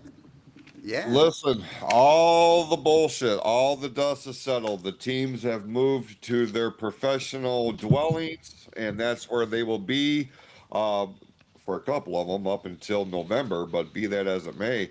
The start of the 2026 Major League Baseball season is upon us, and tomorrow night, Netflix gets the exclusive broadcast rights for. Oh, Vinny, you don't seem happy about this, man. I won't be able to see it. Son of a bitch. Let I me don't see have if I can Netflix. use. Yeah. Yeah, that's terrible. But it will I be. hate when they do that. I know, brother. It makes no sense to me. Well, I mean, it does because that's kind of where everything is trending nowadays. We've all sat here for I don't know how many episodes and bashed and shit talked and all the streaming services and who's getting what games and this, that, and the other thing. But we do know that Netflix, with a new partnership with MLB, was awarded the broadcast rights for opening day of 2026. Traditionally, this had been an ESPN presentation, but it will be the New York Yankees going over to San Francisco to play the Giants. Freed and Webb are scheduled to be the starting pitchers for their respective squads. I don't know, Vinny. Like I can understand why the Yankees are here because it's the New York Yankees. Say what you want. They are the marquee team of MLB. Number two would be the defending champion Los Angeles Dodgers. But they went with the Giants here, and I'm just not sure, Vinny. For me, number one, and I realize I'm on the opposite end of the spectrum in terms of fandom, but like the New York Yankees is the evil empire in my estimation. I fucking hate this team, and I tried to steer clear of them. The Giants, and I'll be honest, the only thing I paid attention to the Giants last year is now wearing a Detroit Tigers uniform, that being Verlander. Yeah. With that being said, Yeah. Yankees, Giants, opening day. How are you feeling about this matchup? You know how I feel, Jason. I hope the Yankees lose all freaking 3 games. I can't stand them. But yeah, and you know what? The Giants are getting pretty good. I Yeah. mean, they're relevant. They're relevant again. And what you said, what I don't like in the beginning of the season, and I don't know if you like this, Jason, interleague right off the bat. No, 100%. right? Yes. Yes. You want to see the Yankees and Indians or Guardians now or whatever. You want to see the marquee matchups in the beginning. I don't want to watch interleague, another division game. That's ridiculous. It's never been that way. I know we're in new times, but you could always count on, say, I'm a Mets fan. Mets Braves, right? They always play. Mets Marlins. That's what it usually goes. Now we're playing in the other leagues and other teams from the AL to start the game. Well, and yeah, then, well, of course, Detroit in the middle opens of up the against the season, Padres. Right. What's going on with that? Why I are mean, they not how opening? appealing- Why wouldn't you have people open up against their division? Like that'd make it more of an exciting, valuable game. Well, How would you feel? How does that make more sense to you guys? Because usually I remember like the minute the Tigers does, open against but the you have- Twins or the Guardians or let me just put it this way: the Indians. Fuck the Guardians. That's a stupid name. Indians. But Exactly. I'm just saying, I feel like you would open up against your division. It would make it more exciting. It's like, okay, right off rip, you got to be on your A game. No one's hurt. Everyone's ready to play. Let's see what you're about. That's how I feel. But I don't control the MLB. That's why I don't make millions or billions of dollars. That's why I sit here, drink Busch Light, and talk about sports. There you go. But what they're doing too, Eric, and I know Jason probably knows what they want to do, especially in the beginning of the game. The East is cold, so they want to put a lot of these teams on the West Coast. I mean, it is Fucking play in the but then cold. again, Come on. Exactly. I mean, I'm in Connecticut. It's 45 degrees right now. That's not bad. It's cold. That's not bad to be outside in. But it's not bad. But you ain't gonna And sell they tickets. play You that ain't way gonna in the sell fall. tickets. But you ain't gonna sell tickets for people to see it in the spring. But you will in the fall because it's playoff baseball. That's their marketing trick right there. You'll go to Yankee Stadium or Comerica Park in the October to see them play when it's freezing cold out, but not in March. Right. And the other thing I just want to point on, I made a few videos. Going back to the WBC real quick, the players that like Scooble and these other ones that bailed on the team, I've said it. If your goal is to pitch 50 50 pitches and leave the team, don't join the team. Don't join the damn team. This is the reason, because what are you saying to the younger generation? I could be good. I'm the best. And you know what? I don't have to play. I could go to another, I could do something else as they go along. They're showing they quit, even though they're chasing their buck. They're showing that they're not dedicated. They went in knowing that they were going to the managers play. Okay, and then you get the GM involved, and you get this, and they're coming home, and it's not a good look. And then you take the talent away from the U.S. team. I did not like that with the whole Skubal and Kershaw and all them. Like I said, it's simple. If you're gonna play. If you are only gonna play a few innings, don't try out for the team. Don't do it. That's how I feel. I feel strong about that too. I think it's setting a bad example.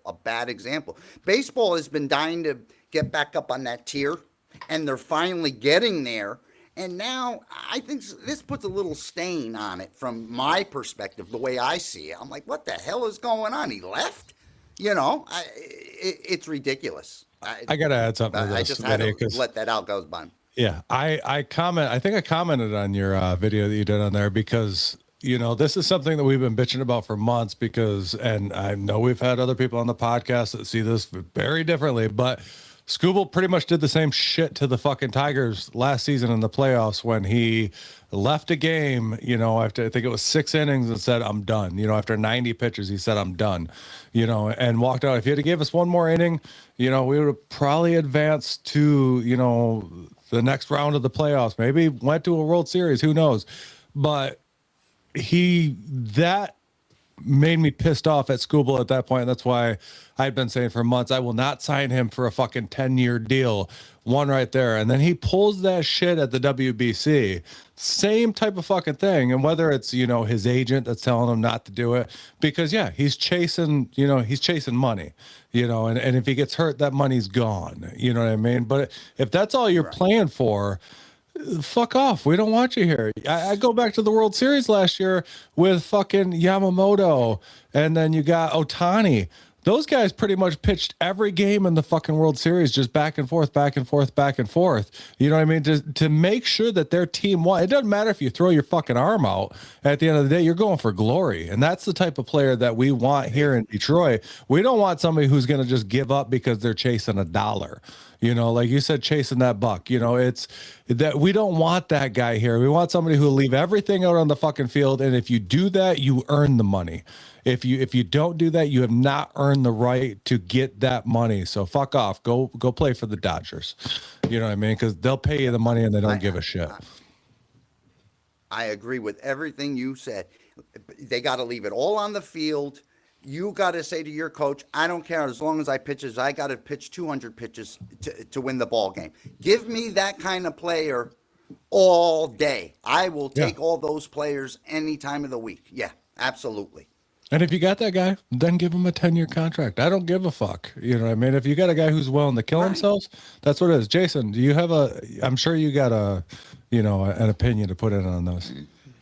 I'm totally with Vinny on the whole WBC thing. Like if you're not all in, just don't, because it's not. There's just so many layers to all of this. It's not just the example that he's setting. Skubal we're talking about here. See, and here's the other thing, as a sidebar. I get crucified because of my criticism of Tarek Skubal, but the motherfucker keeps providing me ammunition to poke holes in. You know what I mean? Like, I understand he's a great pitcher. I understand he's back-to-back Cy Young Award winner. I'm not dismissing all of that. I'm dismissing him as a fucking human, as a man, as a representative, because the more this shit goes, man, the more examples we see. It is the Tarek Skubal show in his mind, not MLB, not the Detroit Tigers. And in that particular instance, not Team USA. So you can go fuck off, if I can be honest with you. In fact, I will help you pack your bags and send your ass to New York because I'm kind of fucking over it, if I can be honest with you. And I understand. Oh, he's our best pitcher. He's our ace. He's our best pitcher. He ain't no fucking ace, because an ace is not just a position. An ace as a representative, is a player, is a teammate. That motherfucker ain't it. Yep. I mean, he has demonstrated that time and time again, and that's why I've got nothing for this dude. If we can get some wins out of him to help our cause until the formalities are done in place, and he's off to New York, or he's off to LA, or he's off to Boston, or whoever the hell wants to pay his contract, fucking sweet, that's fine. But you will never see me wear anything that's got his name on it. I can promise you that, because I'm over the motherfucker. I'm gonna buy you a shirt for your birthday. You can fuck right off. And I mean, No, I agree, Jason. Yeah. And to circle back, we're talking about Yankees and Giants on Netflix here tomorrow night. That opens up the season. I understand, MLB is trying to be strategic in keeping games in warmer climates, but you know what? We've been playing baseball for 150 fucking years. And yes, the weather patterns have changed a little bit. Global warming apparently is fake, but it was a lot colder back then. That's all I'm saying. Was. It was a lot colder back then. Yeah. But at the same time, But we started the season later too, Jason. Yeah. That is we true. started the That is season true. later. It was in April.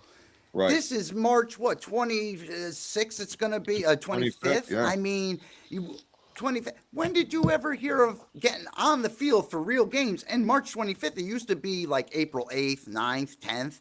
You got a very but they good point wanted- there, see, Vinny. You it's- got a very good point. Easter played a part in this. Where Easter fell on the year this year. Last year, Easter was at the end of April. It was April 20th. This year, That is true too. It's April 4th or 5th. So It's the that first had- first weekend of April. Yeah, so that played a role into how they did the scheduling this year. But I want to circle back to this. If I'm Netflix and I'm putting billions of dollars into MLB and I'm going to broadcast the first game, I don't give a fuck about the San Francisco Giants, if I can be honest with you. If I want marquee numbers right out of the gate, okay, you put the New York Yankees on there. Again, they are what they are. But the other team is the Boston Red Sox. Why was that not taken into consideration? And if you wanted to have it in a warmer climate, well, then this is where you tap into the Dodgers and somebody else. You know what I mean? Keep it. They're the defending champions. Why are they not broadcast on opening fucking night? They won the last game of the season last year. Why are they not in the opening one this year? Do all the pomp and circumstances and all the fireworks and all this bullshit that LA is known for, and to really add some pageantry to the World Series title. And I would feel this way even if it was the New York Yankees, because you have an opportunity, and we just talked about this with Matt from Red Wings Rant about how NHL is marketed. MLB falls under that too, because they have all these golden opportunities and they're fucking it up. And Netflix, I'd be pissed off right now if I'm them, because this is what they've got to give. And Jason, the Yankees, they have their own station. Yes. So you're already taking something we can see, which I can't. They're going to block that game from because Right. it's on Netflix. Right. So you already have their net, just like the Dodgers have their own network, and the Mets too. So you're telling me you're going to put on Netflix, then I'm going to try to get on Yankees, and they're going to kick you off that. So it's only on one. No, that should be a given. If that's my channel lineup and I get those channels, I expect to get them every game. Why do I have to go to Netflix to watch them when it's on? When I'm paying for the stations, the extra sports pack to see the Mets and all this stuff. Why? Why? Like you said, strategically, That's they should incredibly pick out the frustrating. teams that don't. They should pick out the teams that don't have a network, Jay, right? That don't have a network. Then put them on Netflix to give them a jump start. Pick one of the teams that needs a little bit of help or something that doesn't, I'm not saying a low team like the Pittsburgh Pirates or something like that, but something The that needs Athletics. exposure more. Put them on there because we can all see the rest of the games. And like you said, it used to be on ESPN. Opening day was on ESPN. You saw all the games. They tuned you in, ESPN2. And now, where are we going? We're streaming everywhere, and it's so hard to find out where. And then when you find out where, you find out either you don't have that app or you have to pay. And I'm not paying. I'm sorry. Interesting that you brought that up because I wanted to take a look and see what the Mets were doing because I know you're a Mets fan and they are opening up on Thursday Boo. with the Pittsburgh Pirates. Now, what's interesting is that NBC and Peacock have the broadcast rights for that game. Is that another situation where you don't have Peacock or you don't have NBC? Are you Nope. going to be able to watch this game? I don't know. I'll try the Mets network, but I do not have Peacock. The only one I have is Paramount because it came with the package. That's Sure. the only one I have. Now I saw there was a few free games on WBC for the WBC on Tubi and stuff, which was fine. Yeah. But they're not going to do that with Major League games because they're going to want you to pay. But that's a good point, Jay. I don't know if I'm going to be able to watch them now, opening day. You're waiting all season, and then you can't see them. People have to realize we're right now, the time and age we live in, a lot of people don't have a lot of money right now. They just don't. It's rough out there. And what does Major League Baseball do? They make it rougher on you by wanting you to pay more money. They get it, but they don't get it. And it's frustrating, Jason. Like you said, you want to watch your team, you get psyched up, and then you might not know to the day of, oh, they're playing on Peacock. Shit, I don't have Peacock. I can't watch them. So what do? Twiddle your thumbs? It's a slap in the face to the fans. It really is. It is. And this just isn't the MLB. NFL's doing this shit too. So you're talking about Christmas Day games, like Black Friday games, Thanksgiving games, more or less the Black Friday, or even Thursday Night Football on Prime Video only. You know what I mean? If you don't have Prime, you're not watching Thursday Night fucking football. Like it's unless you're in that market and they still give it to you in that market. But if you're out of that market for that game, you can't watch it. So it's the same thing. And like you're bringing up all these, the Tigers, I mean, Jason has brought this up a million times. The Tigers now have their own broadcasting network, which is also going to carry the Wings starting in 2027, I think. Is that when it is, Jason? Yeah. But so yeah, all these teams are switching to this, but you get your Netflix that get this. And I fortunately enough have Netflix and Peacock and all these other apps so I can catch some of these games. But unless I subscribe to the Tigers new network, I can't even watch a fucking Tigers game. And that's in my own market. These should be like, I should be able to put some rabbit ears on my fucking TV and pick up these games. It's in market. Yeah, like and it should be free. The NFL, graciously enough, they allowed because they broadcast on local for most of their games for the Lions. Like most of the people I know that who still rock the rabbit ears can still pick up the NFL games, but that's the only one that's left. Like you can't pick up MLB, you can't pick up NHL, you can't pick up the Pistons. Graciously enough for the Pistons, I have Peacock and they played a lot on Peacock this year, so I've been able to continue watching the Peacock app. Peacock app. Beer. That's all I blame on beer. I've been able to watch the Pistons on Peacock because I canceled my Fubo app after the NFL season because NFL is, everything. I mean, that's what I follow a lot. You guys are MLB guys mostly, but so I've been able to keep up with the Pistons with that and highlights and stuff like that because they're on Peacock. But yeah, like it's getting outrageous with all these different places to watch everything. The only thing I give credit to right now that went to a streaming service that makes sense is the UFC. I've been loving the fact that the UFC's been on Paramount because it's made it so much more accessible to the world being on Paramount. You know what I mean? I'm just saying, I did get Amazon Prime to watch the Thursday night games and all that. And so after they ended, I called them like, hey, I want to cancel it. And they're like, oh, you want to cancel this Fox too? I was like, yeah. They're like, did you mean to do this? I said, so in my head, I'm like, no. They're like, okay, we'll refund you for the 3 months. So just a little life hack. Just say no and they'll refund you for the 3 months. Fuck yeah. They're like, yeah, we'll send you $90 for the last 3 months. I'm just like, you guys make billions of dollars. I'm not saying no to that. Give me my $90 fucking back. Fuck you guys. Now you just said that shit on air. Now they're gonna come after you, man. That's they fine. want their fucking $90 Hey, back. no, All right. no. You can lick my butthole for that $90. No, and you know what really screwed it up was if the NFL guys, if they would have left it on DirecTV, which I've had for 30 years.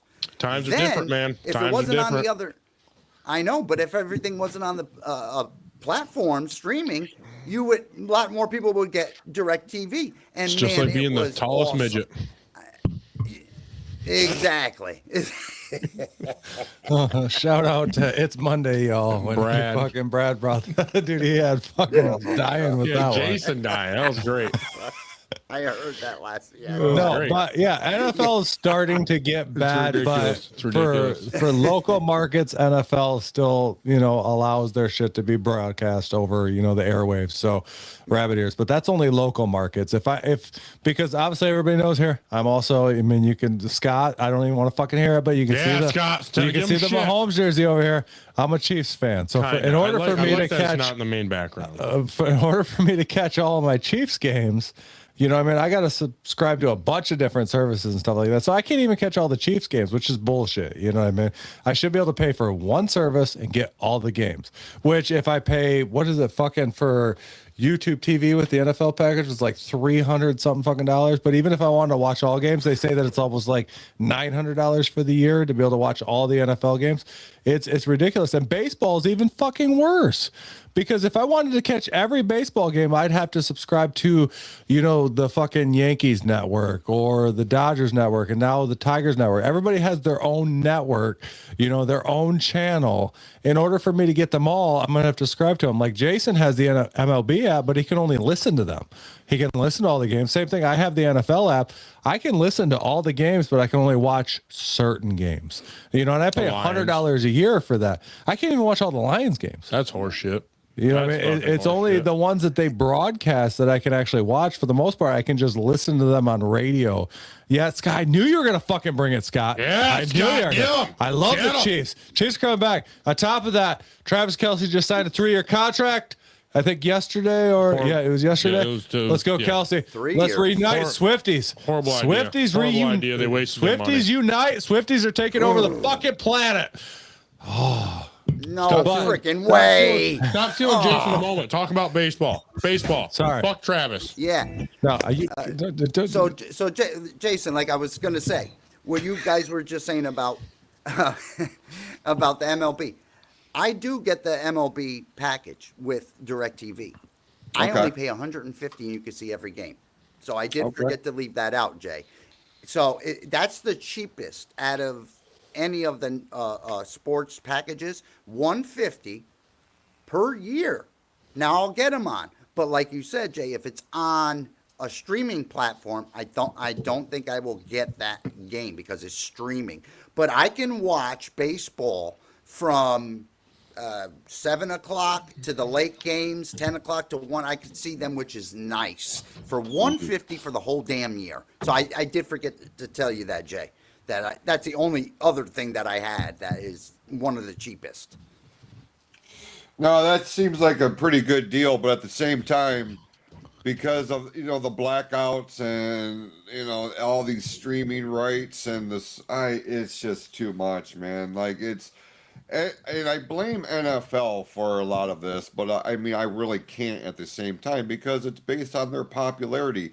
NFL fans will go to whatever, pay whatever to watch whatever. Like they're going to. Other sports fans aren't really made that way, I guess, and it's because of the way the games are constructed.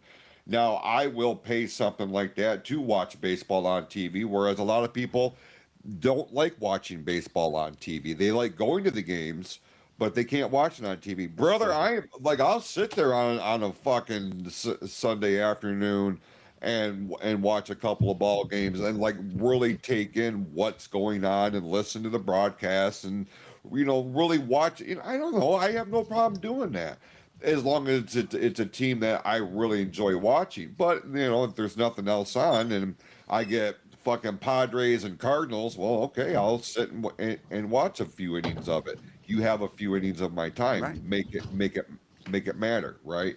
But I'm a huge Colorado Rockies fan. How many times do I get to see the Rockies on TV? Now, if I want to buy the MLB TV package, then okay, then I have my access to the Colorado Rockies. But is it going to be a thing where, if I subscribe to that, are my Detroit Tiger games going to be blacked out? Or do I have to buy their own service? So now I'm paying for 2 streaming services. Right. Listen, to watch wrestling the way that I need to, Here we go. paying for 3 different fucking apps. And it's over what I would pay for fucking cable TV. Thank you, ESPN. But it's fucking nuts to me. It's where we are, though. And like you said, going to the game, Jason, like you said, people like going to the game. I gotta say, Citi Field is beautiful. I like Shea Stadium better. But Right. my point is, you can't go to a game. It is so much money to go. I've only been to Citi Field twice. To Citi Field. I've been to Shea Stadium over 100 times. I knew that place. And Jason, you remember, I used to go there at Shea, get the cheapest ticket in the house, go down to the usher, right? Give him $5, you're on the field. Right down, right down. They did this shit at Tiger Stadium. On the field. Yeah. Yeah, that's how it used to be. Go ahead, guys. If somebody sits there, just move. Now, you're paying at least average $250 a ticket. That's Right. just a ticket. Then the gas, then the food, and then you go inside the stadium. You think of hot dogs, and they got every kind of sushi. Who the hell wants to watch baseball and eat sushi? Hey, sushi's pretty You good. like I sushi? fucking Yeah. love sushi. Hell Good. no. Fuck that. Not All I'm saying is, gourmet. Jason, shut up, Baldy. Hold on. Shut up. When it comes to food, real quick, I have a note here that says Eric eats Cheetos with sour cream. Fucking bet, dude. gross. Sour cream's and amazing. he probably eats sushi with sour cream. Dude, You sour cream, fucking loser. Sour cream is You're great on so almost fucking anything. gross. You don't even put. Okay, I'll ask both of you. Do you put sour cream in your chili? No. I You're don't put fucking- sour cream near anything that I'm You're an eating. idiot. You're a That fucking shit's idiot. nasty. You're an idiot. You're an idiot, you stupid head. You don't even know. Stop yelling at me. Just because it's your birthday doesn't mean you got to yell at me. I will yell whatever the fuck I want. As long as you kiss me with that dirty mouth, Suck my ass. I'll tell you what. I'll suck the shit You right know out of your what? ass. If you weren't on Tim's feet, Oh. I could mute you. You son of a bitch. Exactly. You want to see a trick? You want to see a trick, Jason? Watch this. Watch this. Not even gay. It's not even gay unless you like it. Unbelievable. Sour cream belongs on everything, even No, it cereal. does not. Yes, it does. Yes, it You does. nasty- Not cereal. No. All right, no, I had to shut him off because cereal. Yeah, fuck You you. son of a bitch. I just said it to piss cereal off took Jason. it too far. Yeah, no, that'd be Too disgusting. far. That'd be Sour cream disgusting. on cereal, you nasty motherfucker. See, now you just pissed Jason off. it's not hard to He's do. fucking It's not leaving. hard to do. He's Good. gone. Fuck that See, guy. look at that. Fuck He's that out guy. the door. Good. Now our show's even better. We'll get more viewers Vinny, now. as soon as he comes back, start singing happy birthday again. Exactly. That'll be great. Oh my God. No, Vinny, Here he it's Here we go. Here we go. Here Look, we go. he's All of pissed. us. Hold all on, of us. Vinny. All of Ready? us. 3, 2, 2, 1. 1. Happy birthday Happy to birthday. you. Yes. You guys are sick. I'm I know when your real one is, Jay. Don't worry. I'll do something nice. Nice and We're special. already on that level with Vinny. He already knows his birthday. Shit. Me and Vinny are I friends know it's because we're respectful to one another. Shut up, bitch. You Thank can you you. learn a thing or two. Asshole. What, you want a kiss or something? No, I don't want to. Oh, hold on. Really Scott, fuck. you son of a bitch. Scott, sour cream on cereal is as disgusting as a Patrick Mahomes jersey.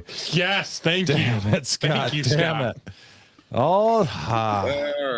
Alrighty. So we got that. So still with baseball, Jay, just off the top of your head, who do you think this year? Let's just put it this way: we're talking about I would prices and even everything. say- To go to even go, sorry, but go to even shut up, Tim. To even go to a game, it's $1,000. Tickets, food, parking. It's Oh, close to yeah. $1,000. Food. $1,000. It's ridiculous. It's ridiculous nowadays. It's Unless you find tickets for a deal, everything's ridiculous. But go ahead, Vinny. Right. Didn't wanna Yeah, interrupt go you. I ahead, just wanted- Vinny, why this sour cream eating motherfucker interrupted you. Who do you think is going to be relevant this year as an underdog that would make the playoffs? Do you think in either league, off the top of your head? That's a good question, man. I think we're going to see the Chicago Cubs are going to be relevant this year. Okay. In the National League. You know, obviously you got your powerhouses, but I really feel like the Cubs are going to make some noise. In terms of the American League, Tampa, I'm looking at Tampa. That I feel like. How do you think the Blue Jays will bounce back? If you don't mind me asking. No, I think the Blue Jays are going to stay relevant. Okay. I was just curious because I'm like, usually after you lose a championship, it's hard to maintain that, greatness and to get there because it's ridiculous to be able to get to any championship. But I was just curious on your guys' opinion because I know you guys are very deep on the MLB. So what made Toronto dangerous last year is that they were low key good. They waited, and they found themselves in a situation to where they were still in the hunt throughout the entire thing. They just weren't making that big noise up until it got the latter part of the season. And then they really threw the kerosene on the fire. And same thing can be said about the Mariners. Eric, I sat here very early on last year and said the Seattle Mariners are going to be somebody this year. And they were. And they were. They made it to the ALCS, and they were on the doorstep of advancing to their very first World Series. Yeah. And that's what made the American League Championship League, series so special, because these were two teams that had no shit in business being there in the eyes of the national media. That's what I love about baseball. They're still going to be in the hunt, and I expect that the Mariners, if any of those teams are going to drop off a little bit, I expect it to be the Mariners. okay. I think the West right now is, it's still, you got to look at Houston. And as much as I don't like the Houston Astros, but I mean, it is what it is. They lost some key players in the off season, so it's going to be interesting to see how they rebound. But I don't know, and I know it's easy for me to say the Cubs because I've been a Cubs fan for a long time. But I'm looking at the black and white here. You know what I mean? St. Louis, you can never really count them out. They haven't really made a tremendous amount of noise, but they're still relevant. They're still in the hunt. Milwaukee Brewers is another one too. Milwaukee Brewers. Yeah. The one that came off the top of my head, I think Arizona. I think Arizona is gonna be back. I think what they got they're great on the bases. They're aggressive, Right. and I see them knocking on the door of the playoffs. I really do. I think Arizona, like you said, the Cubs. I don't. St. Louis, you can never count out. Okay, St. Louis has always been a relevant team. The AL, something's telling me the Twins. The Twins are Okay. going to be hot. Yeah. Yeah, Minnesota. Minnesota always, they always get to that level and then drop back down. But one of these years, they're going to go because they've been knocking on the door for how many years in a row. So I can see the Twins making a push. And also Baltimore. the Indians, as we Yeah. do, and the Indians are going to be a crazy good. I think they're going to be really, Oh, yeah. really good and make. Yeah, I feel like we have the potential where the Central does come down to Cleveland and Detroit. Baltimore Orioles is another team that I would be paying some attention to. Yep, Yeah, Pete Alonso but- went there. Yep. Yep. So it's going to be real interesting to see. We're very early on. It's going to be a long season. It's going to be a fun season. And Vinny, I'm looking forward to catching up with you during the duration of this season. I have no doubt we're going to be doing a lot of reporting on the goings on around Major League Baseball. Real quick, the Mets are opening with the Pirates on Peacock on Thursday. The Tigers are opening in San Diego, and then tomorrow it all opens up with the New York Yankees at the San Francisco Giants. So that'll wrap up this week's MLB talk. With that, Tim, do you want to take it over to your 2 minutes of golf talk? I don't know. Do I?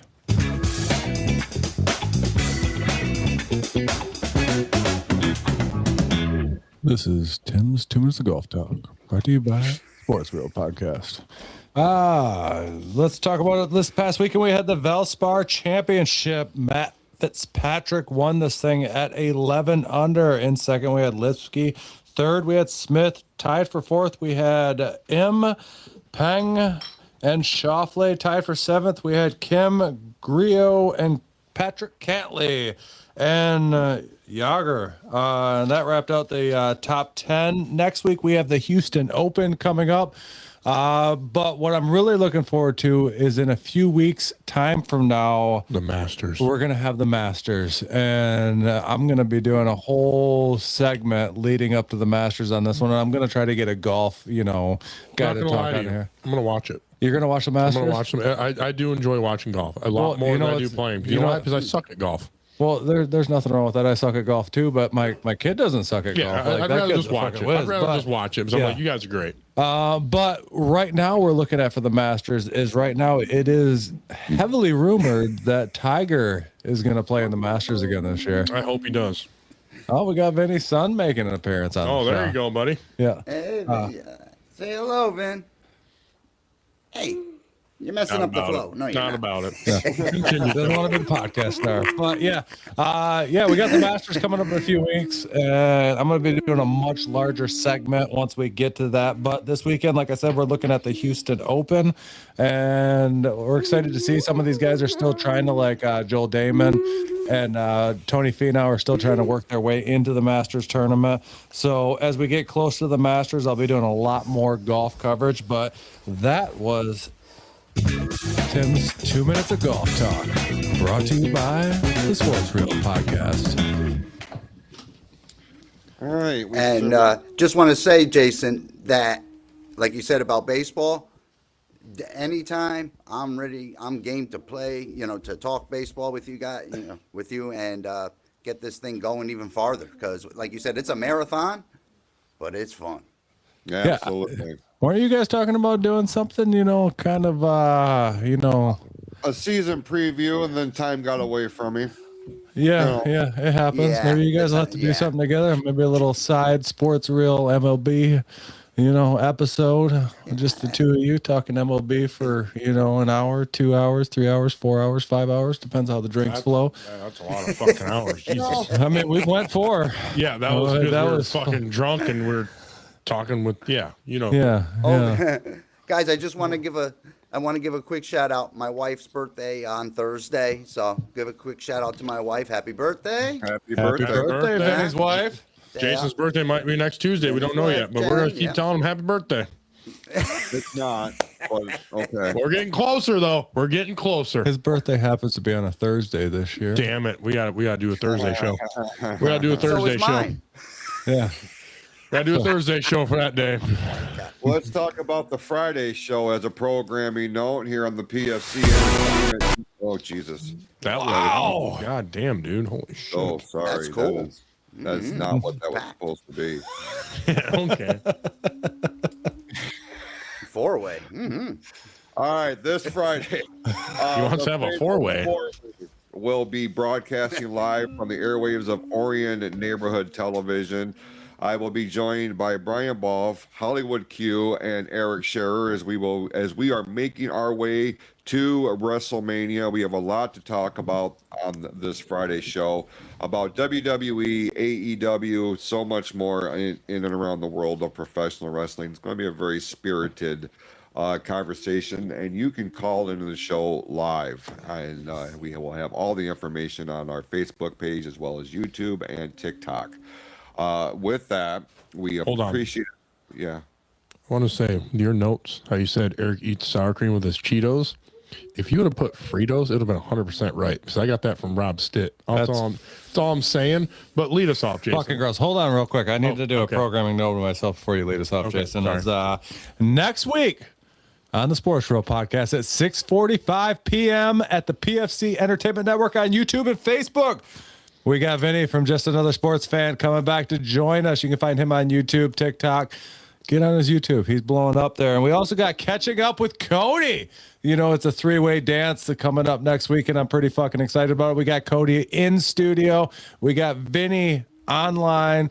Like, it's going to be a great fucking show. Don't miss it. It's going to be amazing. Jason, lead us off, brother. Check us out on our online store, pfcsportsreel.printify.me, for all the latest merchandise, and a bunch of new stuff went up over this past weekend. So be sure to check that out. pfcsportsreel.printify.me, the official merchandise store of the Sports Reel podcast. With that, go out this week, be awesome to yourselves and to each other, and we will see you next week live, beginning at 6:45 here on the PFC Entertainment Network. This has been the Sports Reel Podcast. Let's fucking go Pistons. Go Red Wings. Let's go Scotty Scheffler. And we need him to win the Masters. Let's go, Jay. Happy birthday.